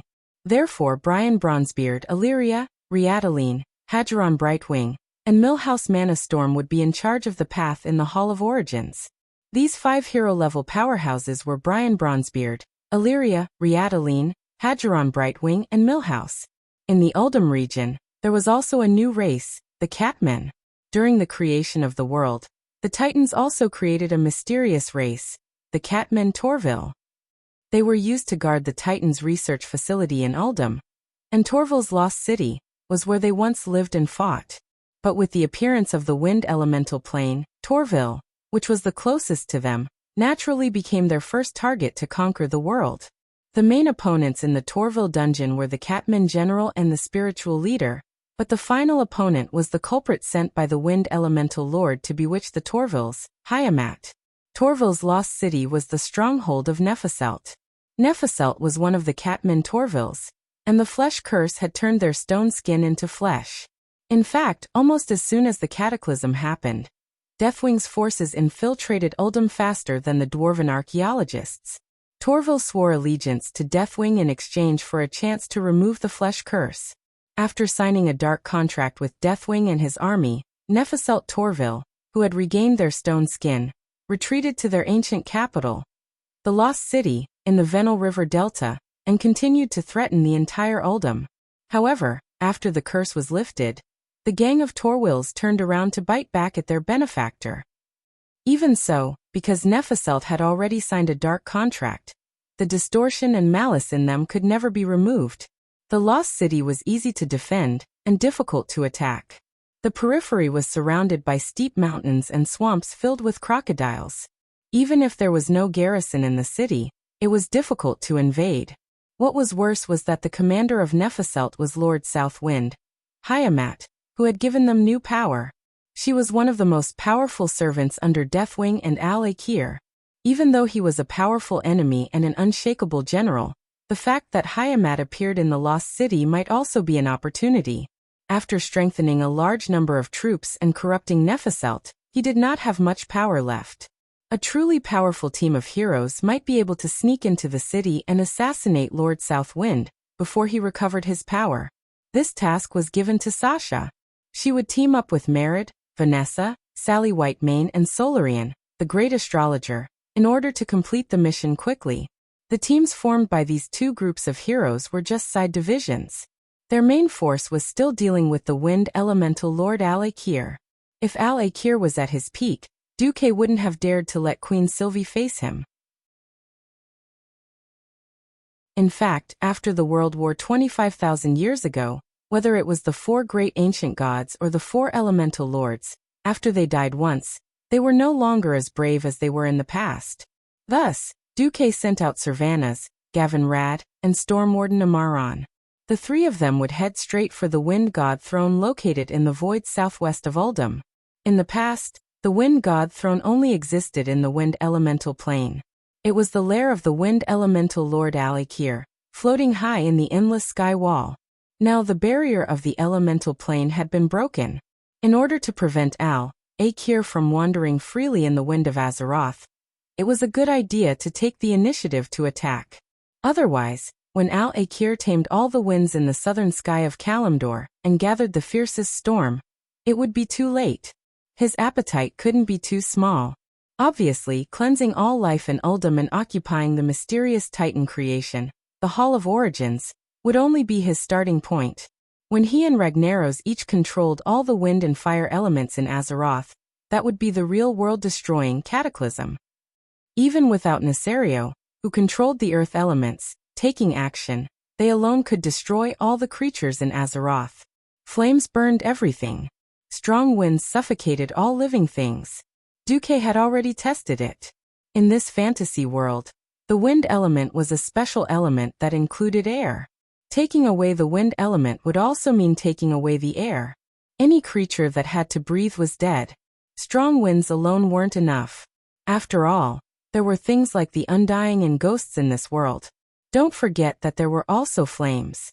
If Ragnaros really attacked without limit, even the Undying would be finished. Duque let out a long sigh of relief. While he was thinking, Queen Sylvanas had also completed the declaration before the expedition. After all, it was not an expedition of an army, and there was no grand military parade. After Queen Sylvanas announced the various appointments, she once again appointed Theron as the regent and officially set off. In front of hundreds of elves, Sylvanas gave a hot kiss without hesitation. "Don't worry, my dear. I'll deal with Al-Akir and come back to give birth." Duque grimaced and lamented in his heart, "Son, or rather daughter, you have a mother who dares to fight and fight. I really don't know if you're lucky or unlucky." What else could Duque say to such a tough Queen Sylvanas? He could only roll his eyes. It's good to get it done before the Burning Legion fully invades. Those who had stepped into the divine realm were so capricious. As long as they were given enough divinity and energy, giving birth was more like a process of splitting elements or powers. Duque estimated that Queen Sylvanas did not even have to suffer the pain of childbirth and could directly give birth without pain. Other women probably wouldn't be able to enjoy such a 666 method. The women of the Windrunner family had always been swift and decisive. They did not have too many romantic feelings, and did what they had to do. During peacetime, when they were bored, perhaps they could roll in bed with Duque every day. Even as a queen, they could completely unlock all the positions. Once they entered the war, these gentle, beautiful, and sexy female elves would transform into the most heroic rangers and fight on the front line against evil. Without looking back, they stepped into the portal that Duque opened, and went to meet Gavin Rad and the others. Duque sighed softly and then bitterly rushed to the next battle, Teldrassil. This was because another traitor had finally surfaced. In the third battle and the Battle of Hyjal, the Night Elves lost their world tree, Nordrassil, and thus their immortality. The generous Night Elves could accept this fact. However, the human heart was always the most complicated thing. Once you had it, you would not be willing to lose it. Under such circumstances, Fandral Staghelm convinced the other night elves and finally united with the druids to create a new world tree, Teldrassil.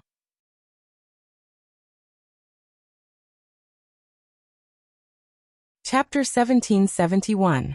Originally, Fandral did not have the final say in the Cenarian Circle. Unfortunately, Malfurion, who could keep Fandral in check, entered the Emerald Dream after the Battle of Mount Hyjal. No one knew the reason, and no one knew how to wake him up again. Naturally, Fandral replaced him and became the Archdruid. Without Malfurion's interference, Fandral could do whatever he wanted. Since ancient times, the Druids and the Cenarian Circle formed by the Druids had never been under the jurisdiction of the royal authority or any other regime. Even though Tyrande was the spokesperson of the divine authority among the Night Elves and held the highest authority among the Night Elves, she had no right to stop Fandral's actions. Without Malfurion, the only one who had the ability to stop Fandral was the former Druid mentor, the halfling Cenarius. Coincidentally, Grum had chopped the shit out of him with his axe. Moreover, most of the Night Elves yearned for immortality again. Tyrande could only acquiesce. However, even though the New World Tree grew rapidly, and the incomparably gigantic thickets could be seen from the northern coast of Kalandar, the Night Elves settled down here, and began to build their first new city in thousands of years. All of this was not as perfect as Fandral had imagined. The Night Elves did not regain the ability to live forever. It was very simple. Teldrassil did not receive the blessings from the Dragon Kings like Nordrassil. After all, Alexstrasza's blessing was to protect the safety of the Well of Eternity. Now the new Well of Eternity had exploded.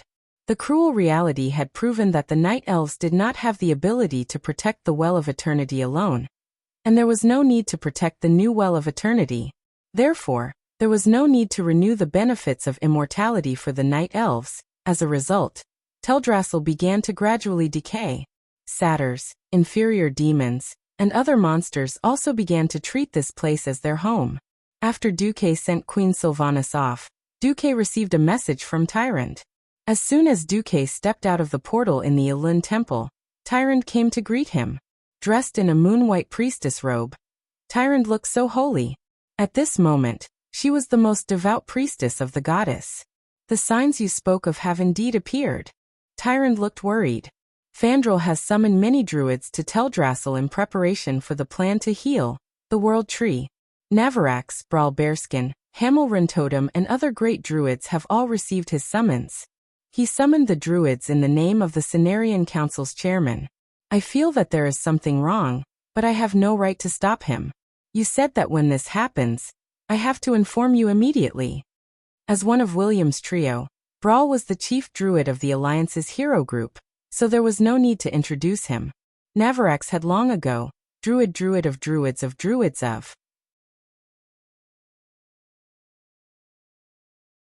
Long before Sar led the orcs west to the Kalimdor continent, a group of claw druids discovered a complex underground cave in the heart of the Barren Lands. At that time, as the leader of this group of druids, Night Elf Navarax firmly believed that as long as he could connect to the Emerald Dream in the cave, he could transfer the energy of the dream to the spring in the cave, and restore the Barren Lands to its former glory. However, Navarax's imagination had unfortunately turned into a nightmare, and the Howling Caves had also changed. There were venomous snakes, velociraptors, wind snakes, and crocodiles everywhere. The springs and crevices had also rotted. In a sense, this guy was a troublemaker with good intentions. Hammer Rintotem was the chief of the Taran Rintotem family, the disciple of Malfurion Stormrage, and the advisor of Cairn Bloodhoof. In the future he would also become the advisor of Cairn's son, Smash Bane. He was also the first non-dream elf druid to receive the title of Great Druid. Although Hammer was not the first Taran druid, he was indeed the first Taran druid to regain the way of nature. Fandral had summoned so many great druids in one go. Duque gently stroked Tyrande's green hair. Don't worry, you did well. It's time to deal with Fandral Staghelm. Please call the core members of the Elun Sisterhood, Chandri's Feathermoon, and other important elven generals. Also, be prepared to communicate with Elun at any time. Come with me. Tyrande immediately realized that the situation was far more serious than she had imagined. Duque must have sensed something. Can you tell me who the enemy is this time? Tyrant asked with a straight face. The King of Nightmares, Savis. Upon hearing this name, Tyrant could not help but reminisce about the darkest times. In a sense, it was Savis who had followed Queen Azhara's orders to seek a higher level of power and life in the universe. That was how he had formed a connection with the Burning Legion, and that ancient war that could be said to be a catastrophe for the entire planet of Azeroth. However, Savis, the Night Elves' known sycophant, had finally escaped and obtained a new life under the hands of the ancient god Enzos. He became the virus, cancer, mastermind, and culprit that invaded the Emerald Dream. For the past 10,000 years, Izira, who monitored and controlled the Emerald Dream, had always hoped to catch him, but to no avail. He was too cunning, and almost no matter what he did not reveal his true form. No matter what methods Izira used to ambush or lure him, the most he could do was capture some of the fragments of his will. However, he used the unreal nature of the Emerald Dream to continuously infiltrate the dreams of the Guardians of the Emerald Dream, invading and corroding the green dragons. Not long ago, a large number of ancient dragons had almost fallen from the Emerald Dragon army. For example, after the Molten Core, there had almost been a repeat of the 4 great green dragons that had fallen. If not for Duque's warning to Izira, the Green Dragon army would have lost a few ancient dragons that could fight. Hearing Savis's name, Tyrant's expression turned ugly. I think we need to find a way to wake Malfurion up. This had nothing to do with personal feelings. It was purely because Malfurion, who controlled the power of the Emerald Dream, was an ideal candidate to fight against Savis. Tyrant bit her lip and seemed to hesitate, but still said, Duque, don't you know soul magic? I agree with you using it on Malfurion. Duque shook his head. It has nothing to do with that. I already know that Malfurion fell into a deep sleep because he was trapped by the nightmares of the King of Nightmares. He has been having nightmares for the past few years. I have already solved this riddle. All that's left is to wait for the actors to arrive.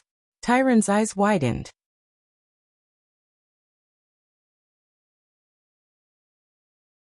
Chapter 1772.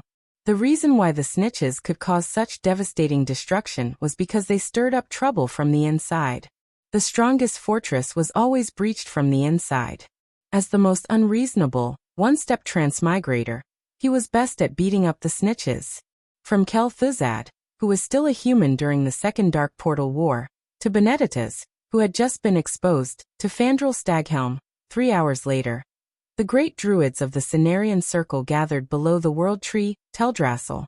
Fandral Staghelm was making a speech. The World Tree is the glory of Kadorii. It is the legacy that Kadorii lives on. Without the World Tree, Kadorii is not even worthy of being called Kadorii.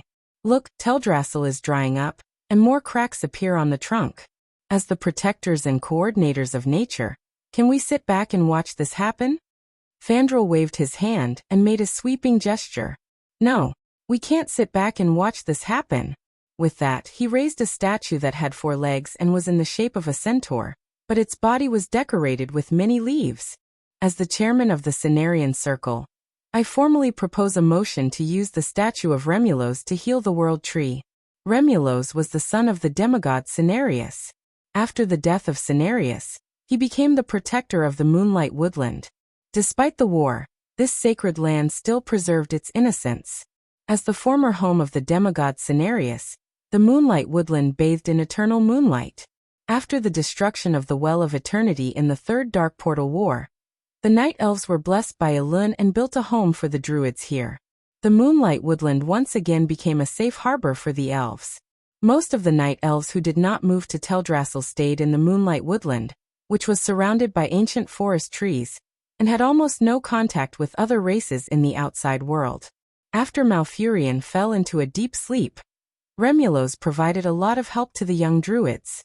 As the son of a demigod, a creature with a powerful divinity, and the symbol of the new generation of druids, Remulos had a very high reputation among the druids. For a moment, there was a lot of agreement around. The lower and middle druids thought it was a good idea, but the archdruids instinctively felt that something was wrong. Brawlbear Mantle was the first to speak.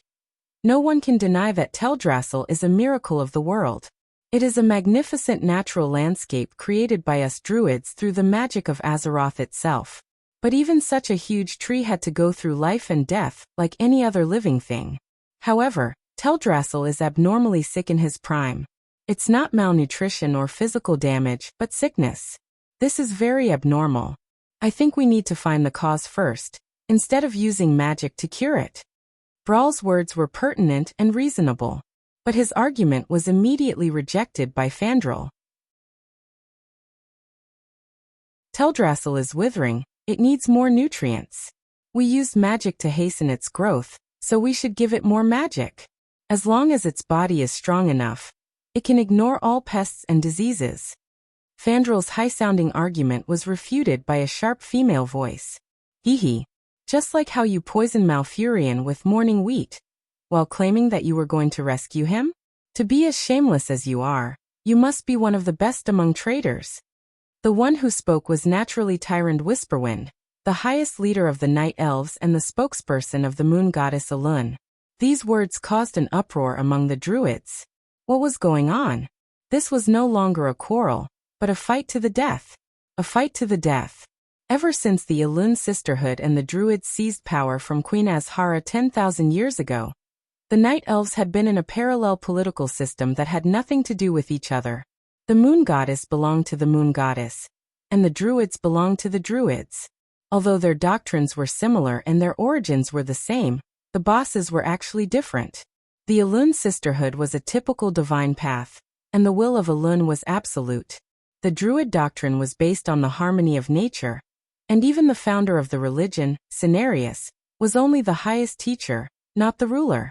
The two factions respected and helped each other, and this was how they had been for the past 10,000 years. Now that Tyrant had suddenly launched an attack, if there was no concrete evidence, it might cause a civil war among the Night Elves. The Druids saw that Tyrant had not only brought Duke Marcus, the higher-ups of the Elun Sisterhood, Chandri's Feathermoon and other generals, she had also brought over 1,000 sentries from the Moon Goddess Temple. Just this was enough to cause them to be in an uproar. High Priest Whisperwind, please be careful with your words. May I ask, do you have concrete evidence? Navarax shouted on the spot. Of course I do. The evidence is this morning wheat. Tyrant tossed a large bag into the distance. This such bright natural energy, there's no problem. Navarax sensed it. Tyrant laughed coldly. Of course there's no problem, if you didn't use the Emerald Dream to send your soul into this bag of wheat. At this moment, Fandral's expression finally changed. Nonsense. Is that so? Malfurion is in a deep sleep because he was ambushed by the King of Nightmares, Savis, in the Emerald Dream, and is trapped in a nightmare cage. Tyrant held the bow in her left hand, extremely agitated. She was already beyond angry. Her impassioned voice suddenly rose an octave. Fandral, you ordered the Druids to collect large amounts of morning wheat in order to create a cursed poison to sprinkle on Malfurion's sleeping body. If not for the Moon Goddess Temple's priests taking care of him, I'm afraid that even if Malfurion escaped from the King of Nightmares, he would not have a body to return to. At this moment, Duque spoke. Of course, Fandral, you can say that there was a traitor among the Druids who collected the morning wheat, and he was bribed by the King of Nightmares to add poison. But who is in the right and who is in the wrong? Just find an Archdruid to sink into the Emerald Dream to find out. Not only do you check the morning wheat, but also carefully listen to Teldrassil's voice. Hearing Duque and Tyrant's words, the Druids began to waver. They were right. As long as an Archdruid sank his soul into the Emerald Dream, all the mysteries would be revealed. The three Archdruids, Brawl, Navarax and Rintotem, looked at each other and made a decision on the spot. Brawl said, I'm better at fighting. I'll protect you. Navarax smiled bitterly. I failed once in the Howling Caves. I'll forget about it this time. Then, I'll do it. The Minotaur Druid Hamuel smiled bitterly.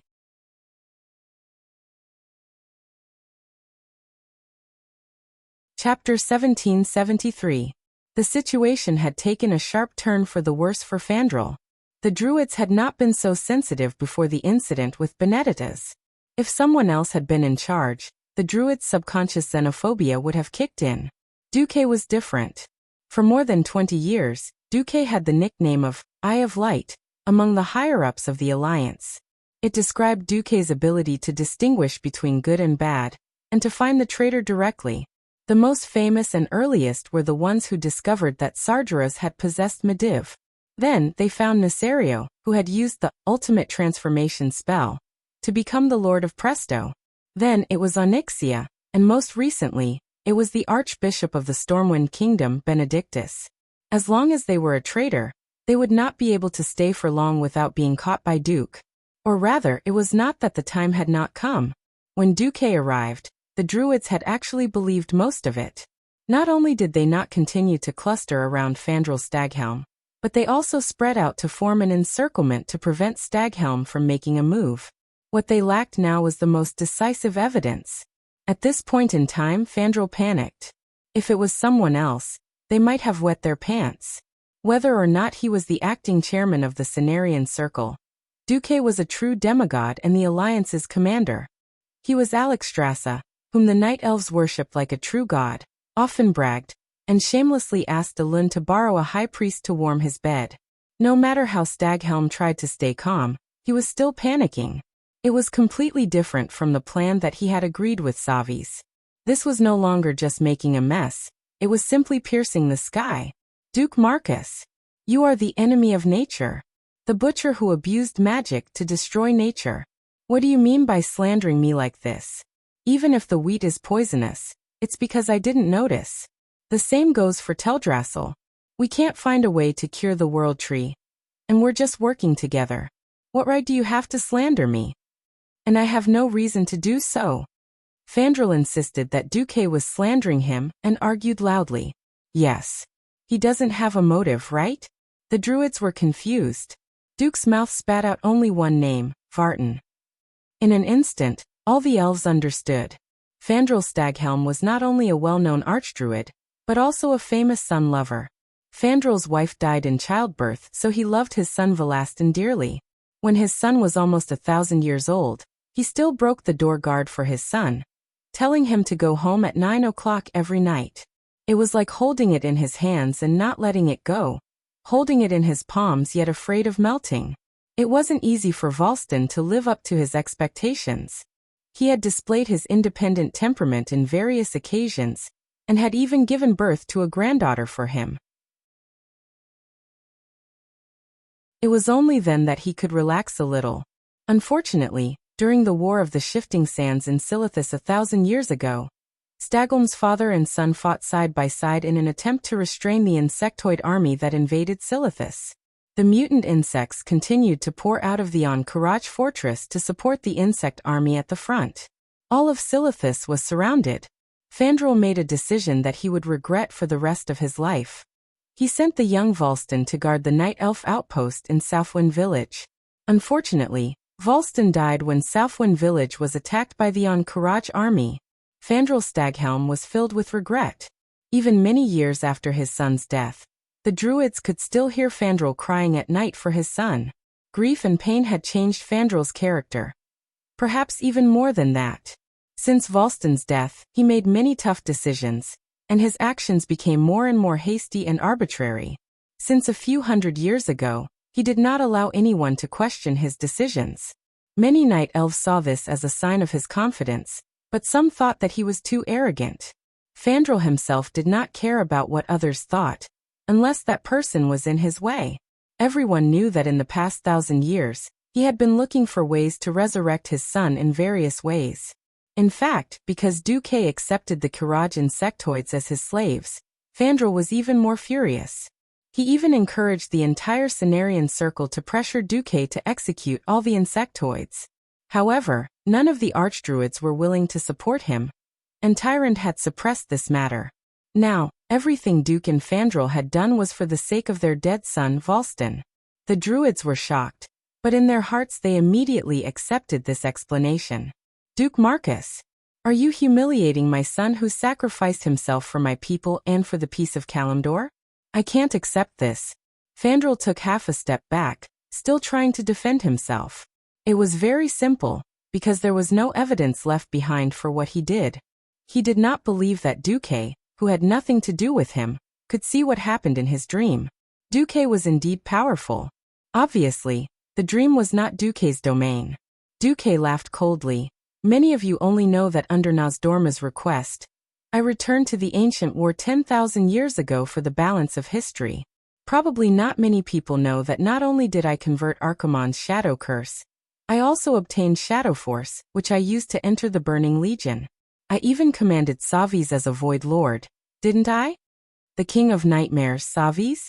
This almost taboo name suddenly made all the druids nerve sensitive. In the eyes of outsiders, the Cenarian Circle's druids in the past 10,000 years seemed to be fighting with the air. Only the druids who had truly entered the Emerald Dream knew how terrifying and dangerous the nightmares in the dream world were. The only name that could not be avoided was Savis. Duque continued. I have mastered the ability to control souls, and I have also memorized Savi's soul undulations. I didn't feel it before, but now that I see you, I can immediately sense that you are covered in that guy's disgusting stench. This time, Fandrel's expression finally changed. That's right. Although he had served Savis in the past, he had never completely accepted Savi's power of nightmares like this. A long time ago, when Fandrel was searching for a way to resurrect his son, he was entangled by a nightmare. However, the nightmare did not torture him. Instead, it told him that there was a way to resurrect Volston. Fandrel, who was crazy about his son, of course immediately accepted the King of Nightmares' help and request. He lured Malfurion into the dream to investigate, and was trapped in the dream. Then he persuaded the council to plant a second world tree, and secretly planted part of the King of Nightmares' essence on Teldrassil, cursing the tree from the beginning.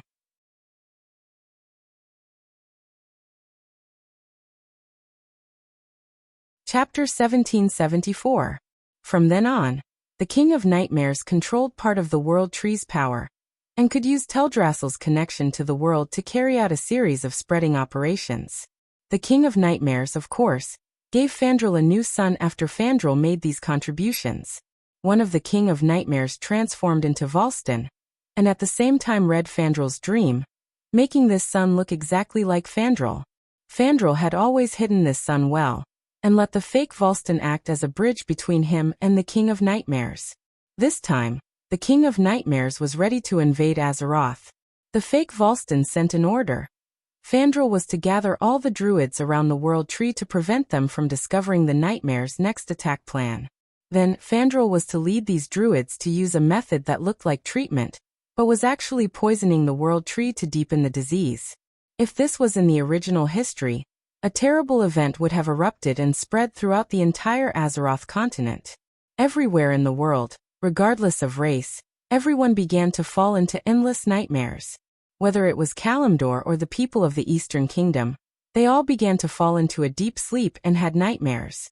Only a few people with strong willpower were able to avoid falling into a deep sleep. This directly bought more time for the Wing of Death's conspiracy. Coincidentally, at this time, the Tauren druid Hamuel's sank into the Emerald Dream and heard Teldrassil's call for help. Moreover, Fandrel had the insight that Hammer had discovered his secret and ambushed this noble druid. Originally, it should have been an evenly matched battle between the druids, but Fandrel had obtained the power given to him by the King of Nightmares. In addition, he had extracted the power of the fallen World Tree, so he defeated Hamuel and imprisoned him, preparing to corrupt him to become the minion of another King of Nightmares. However, in this life, Fandrel did not have the chance to further poison Teldrassil. Just as Fandrel was about to completely fall, Duque directly rushed out to confront Fandrel. In fact, when Duque said that he had recently discovered the smell of Savis on Fandrel, Tyrant also questioned Duque why he did not tell her immediately.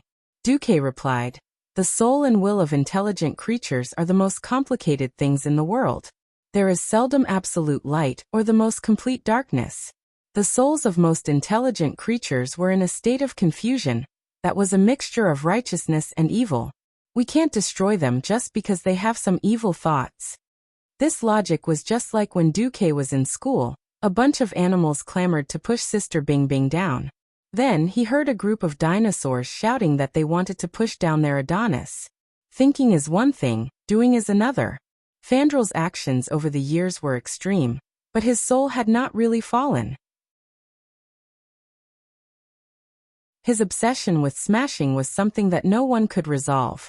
Tyrant fell silent at Duque's explanation, and instead gave an example.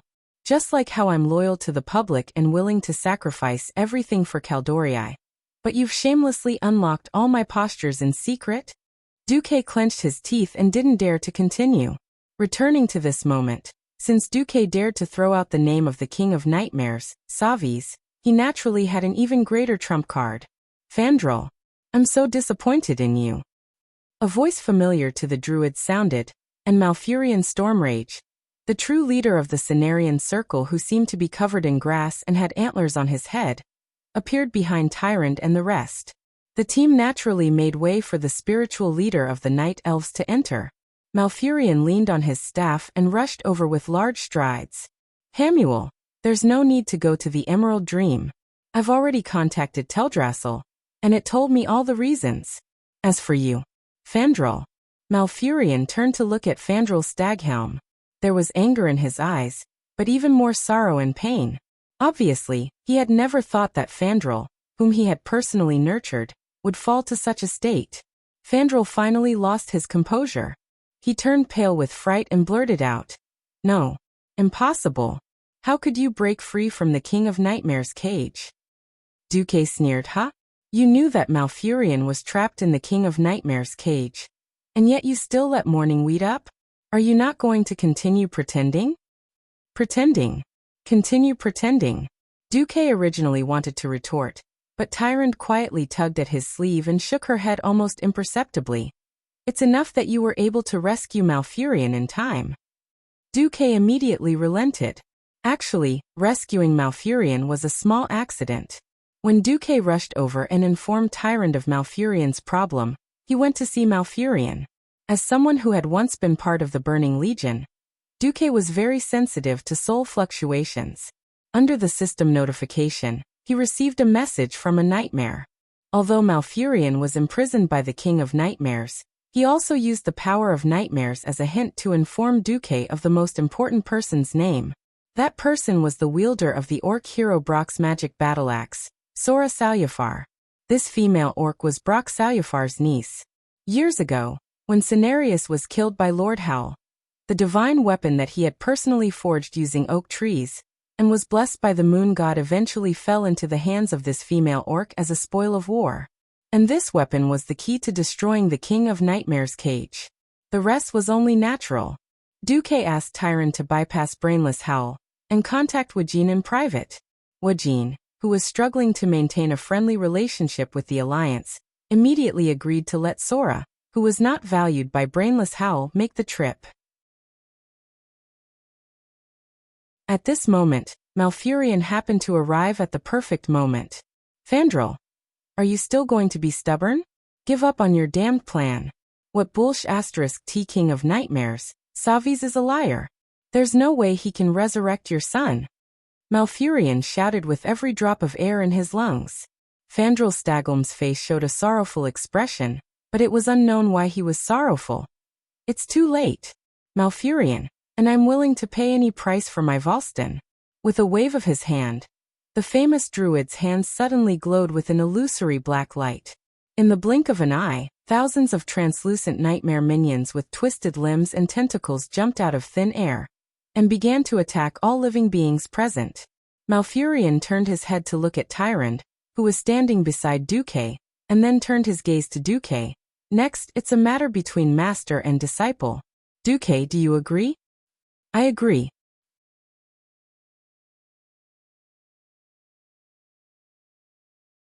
Chapter 1775. The reason why the alliance was an alliance was because all the allied countries and races were equal. This was written in a charter that hung high above the headquarters of the alliance in Stormwind City. One could see it as soon as they entered. To this day, the throne hall was not a fixed place. Almost every kingdom in the alliance had a hall with many thrones. Wherever the leaders of the alliance gathered, it was called the throne hall. It was at that moment but not after it was gone. Every hall would definitely have this charter hanging on the wall. This represented equality and the respect between countries. If it was the Empire, Duque could just bring people to capture Fandral and beat him up. There would be no need for so much trouble. It was because he respected the traditions of the Night Elves, as well as the entanglement of politics and religion, that Duque patiently confronted Fandral. On the other hand, he was giving Tyron face. Duque was definitely happy to see Tyron monopolizing power. After all, that would save him a lot of trouble. However, he did not want Tyron to take all the power in the form of a tyrant. In fact, Malfurion was also involved in Fandral's incident. In this life, Tyron did not choose Malfurion. In a sense, Malfurion's green card was real. Even if Duque succeeded, he still respected Tyrant. He had spent too little time with Tyrant. He could not compare to the Stormwind brothers. The two brothers were Tyrant's childhood sweethearts for more than 13,000 years.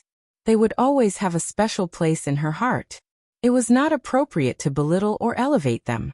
Therefore, this time, Duque played the role of a quiet, handsome man, and quietly watched the battle between master and disciple. There was no Liang Jingru in this world, and there was probably no big sister who gave him courage. Duque did not know where Fandral got his courage from, but he actually wanted to kill Malfurion in front of Duque and Tyrant.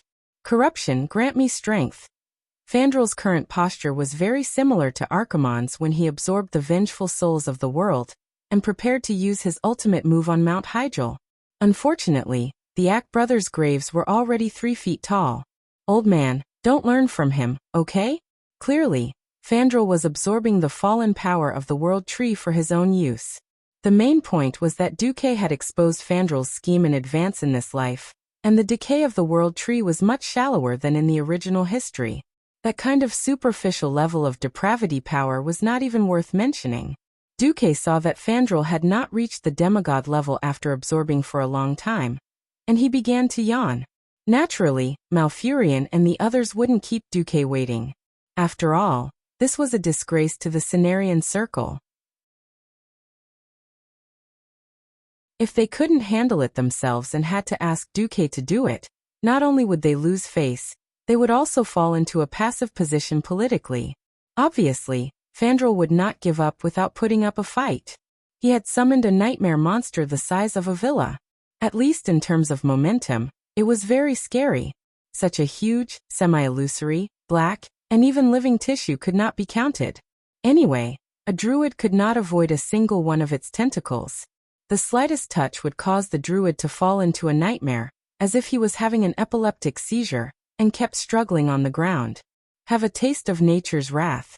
Brawl and Hamuir exerted themselves to the limit, working together to create a green hat and put it on the nightmare monster's head. No one knew how it worked, but their attacks blocked the attacks of the nightmare monster's claws. Malfurion summoned the World Tree, and there was still a lot of nature energy left to block Fandral's spells. At the same time, a green glow appeared on top of Malfurion's head and instantly gathered on the tips of his 2 antlers. Then he shot out a ray similar to moving deadlight. Swoosh! It seemed to have missed, but after the ray passed Fandral's body, it suddenly made a turn and shot into the void. The seemingly empty void suddenly cracked open, and an object with the appearance of a young night elf fell out of the void. Vastine! Fandral let out a scream. That's right, Malfurion's attack from the beginning was to cover up his real move, which was to directly attack the fake Vastine hiding behind Fandral. The druid's magic attack was not strong, but the magic of a great druid was still strong. Malfurion shattered the shadow creature that had taken the form of Volston. In the next second, this farcical betrayal ended because Fandral was a sun control freak. When he saw his son being beaten up, Fandral, who could not bear the thought of losing his beloved son for the second time, Fandral fainted on the spot because of the great psychological impact. Without the main brain, the nightmare monster's claws that attacked based on instinct were naturally no match for the druids. Duque, what about Isera? At this time, Malfurion finally thought of the possibility that the King of Nightmares' target was Isera. I'm fine. Since Duque reminded me, how could I be so stupid to fall into that trap? In the void, a green-haired woman with the appearance of an elf walked out. Although she was only a projection, the dragon horns on her head and the pair of eyes that almost never opened told everyone who she was, the Emerald Dragon King Isra. When the druids all bowed to Isra, Isra nodded at Duque in gratitude. Thank you, Duque. That was indeed a very sinister trap. If not for your reminder, even I might have been trapped there. You're welcome, Duque said calmly, showing off the demeanor of a master. Tyrant looked at Fandral, who had fainted on the ground. Malfurion, what about him? Malfurion looked up at the sky and sighed. Fandral. He was also tricked by the King of Nightmare. Strictly speaking, he is also a victim. Seeing that he did not cause too much damage, I have decided to imprison him in a prison in the Moonlight Woodland that is used to purify the soul until he regains consciousness. Although everyone present, including Malfurion himself, doubted whether Fandral could really recover, what he said was the truth. After all, after Malfurion's inspection, he found that the World Tree was not seriously poisoned. The only one who was truly tricked by Fandral was Malfurion. Even the victim had given up on pursuing justice. What else could the others say? At the end of the day, this was the internal affairs of the Cenarian Circle. However, Duque made a request. I agree with the Cenarian Circle's method of handling things. However, I am worried about Stagholm's mental state. I heard that he has a granddaughter. Tyrant immediately understood what he meant. His daughter-in-law Rhaera and granddaughter, Astalia, live in the Night Elf territory of Grey Valley Astrana. However, I will bring them to the Moon Goddess's temple. All right. Malfurion leaned on his staff and sighed.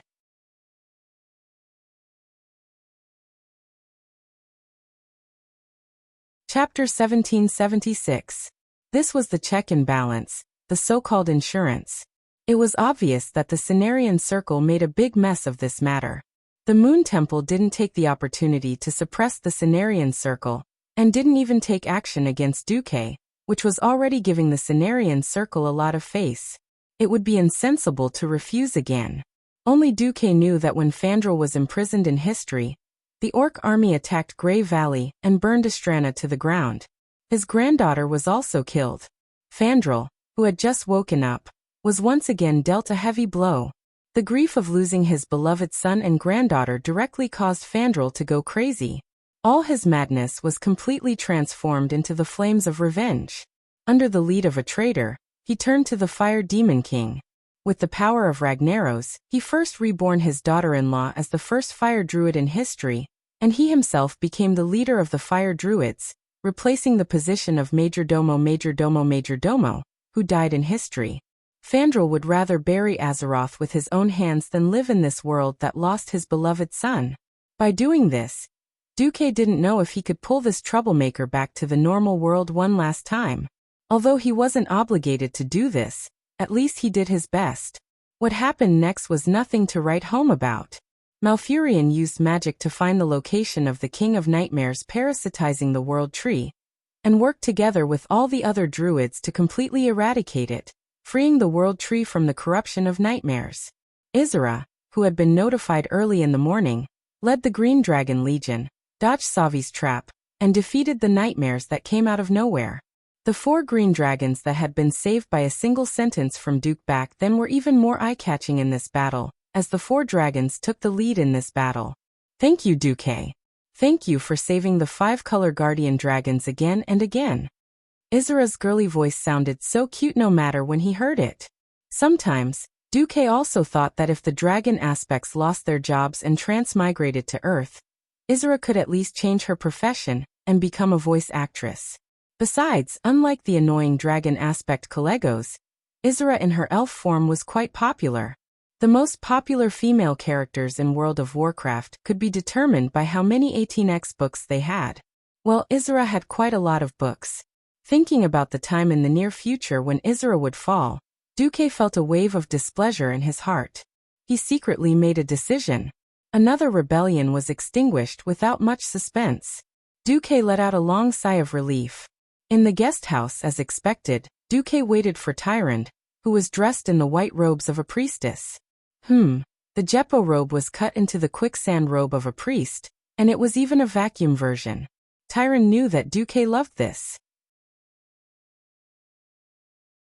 The beautiful expression that only Duque possessed, and that tens of thousands of night elf believers had never imagined appeared on that dignified face that was filled with a holy aura. Just like that, Tyron knelt down gracefully and began to swallow the divine sword with her mouth. Woo-woo. What powerful skills. The sky was just beginning to brighten. Tyron did not even want to move a finger. Duque, I want to apologize to you. Tyron's voice was very soft. Why do you apologize? Brother Stormrage. They are very special existences to me. I did not accept their feelings, but in the eyes of others, even Illidan, I still unconsciously show affection, Tyron said faintly. Duque smiled. Tyron actually cared too much about Malfurion. She did not want to lose this pair of childhood friends, but she was also afraid that Duque would be unhappy. Even when Malfurion showed signs of a nightmare, she did not think of asking Duque for help. Duque gently caressed Tyron's hair. Silly girl, you have stayed chase for me for tens of thousands of years. Why wouldn't I trust you? Tyron smiled as well, hugging her man tightly. She wanted nothing more than to fuse her body with Duke's. Hey Duque, do you have any ideas about becoming a true god? Tyron was actually asking when she would publicly serve Duque. This was the agreement between Duque and Elun. When Duque became a true god, Elun would officially give Tyron to Duque. Duque's expression darkened. He could only tell the truth. I don't have any ideas yet. I can only confirm that the path of the elements alone is not going to work. If it was in the Dungeons and Dragons world, those who could completely master any of the elements would be true gods made of iron. Moreover, they would be the most powerful gods with great divine power among the true gods. The rules of planet Azeroth were obviously different. Lords who could control the four major elements were at most demigods. On the other hand, Thun and the other oddly shaped aliens were true gods. If not for the fact that the statues of the moon goddess were all humanoid, Duque would have thought that this was a world where the aliens were the bosses. Duque had personally snatched the fire demon king Ragnaros's share of the fire element. He had used the system elf to make countless models, but he still could not find a way to become a true god. Duque could confirm that he definitely lacked one or more key elements or abilities. As for what it was, it would depend on luck. If possible, Duque obviously wanted to become a true god before Return of the Army. This would give Duque more confidence in fighting Sargeras. Indeed, Duque had used Mediva's power to send Sargeras' soul into a bottomless abyss. It wasn't that Sargeras couldn't come out, but that he didn't have the confidence. In order to sneak in, he had used hundreds of years to trick Mediva's mother. In order to achieve the ultimate goal of invading Azeroth, he didn't mind waiting a little longer. Moreover, it had only been a mere 20 years since the opening of the Dark Portal. For a fallen titan with an infinite lifespan, he could totally afford to wait. The entire history of Azeroth was a process of waxing and waning. In the history of the Azeroth Alliance and the Horde, there were indeed many powerhouses and many inspiring stories in the later stages. However, without exception, it made Duque feel that there was a lack of a sense of history. This was not an illusion. When the Alliance came to William's son, Anduin Wrynn, to carry the flag, countless players were complaining that each generation was worse than the previous. However, this life of Duque's should be much better. Hugging Tyrant, Duque looked at the wife hunter, achievement that the bastard system elf had given him. He almost wanted to kill the system elf on the spot. Duque held back. Buddha said, "Don't say it. Such an achievement, it was good that he knew." Ahem. Tyrant, you have to rebuild the defense line at Mount Hyjal as soon as possible. I can sense that Land of Fire will be near Mount Hyjal. You're tuning in to the Lime's Wuxia Whispers YouTube channel. We're so grateful for your support, and don't forget to subscribe to join us on this incredible journey through captivating stories. Your generosity through donations truly makes a world of difference, as it's the primary source of revenue that allows me to expand and enhance this channel for you. Thank you from the bottom of my heart for being a part of this adventure.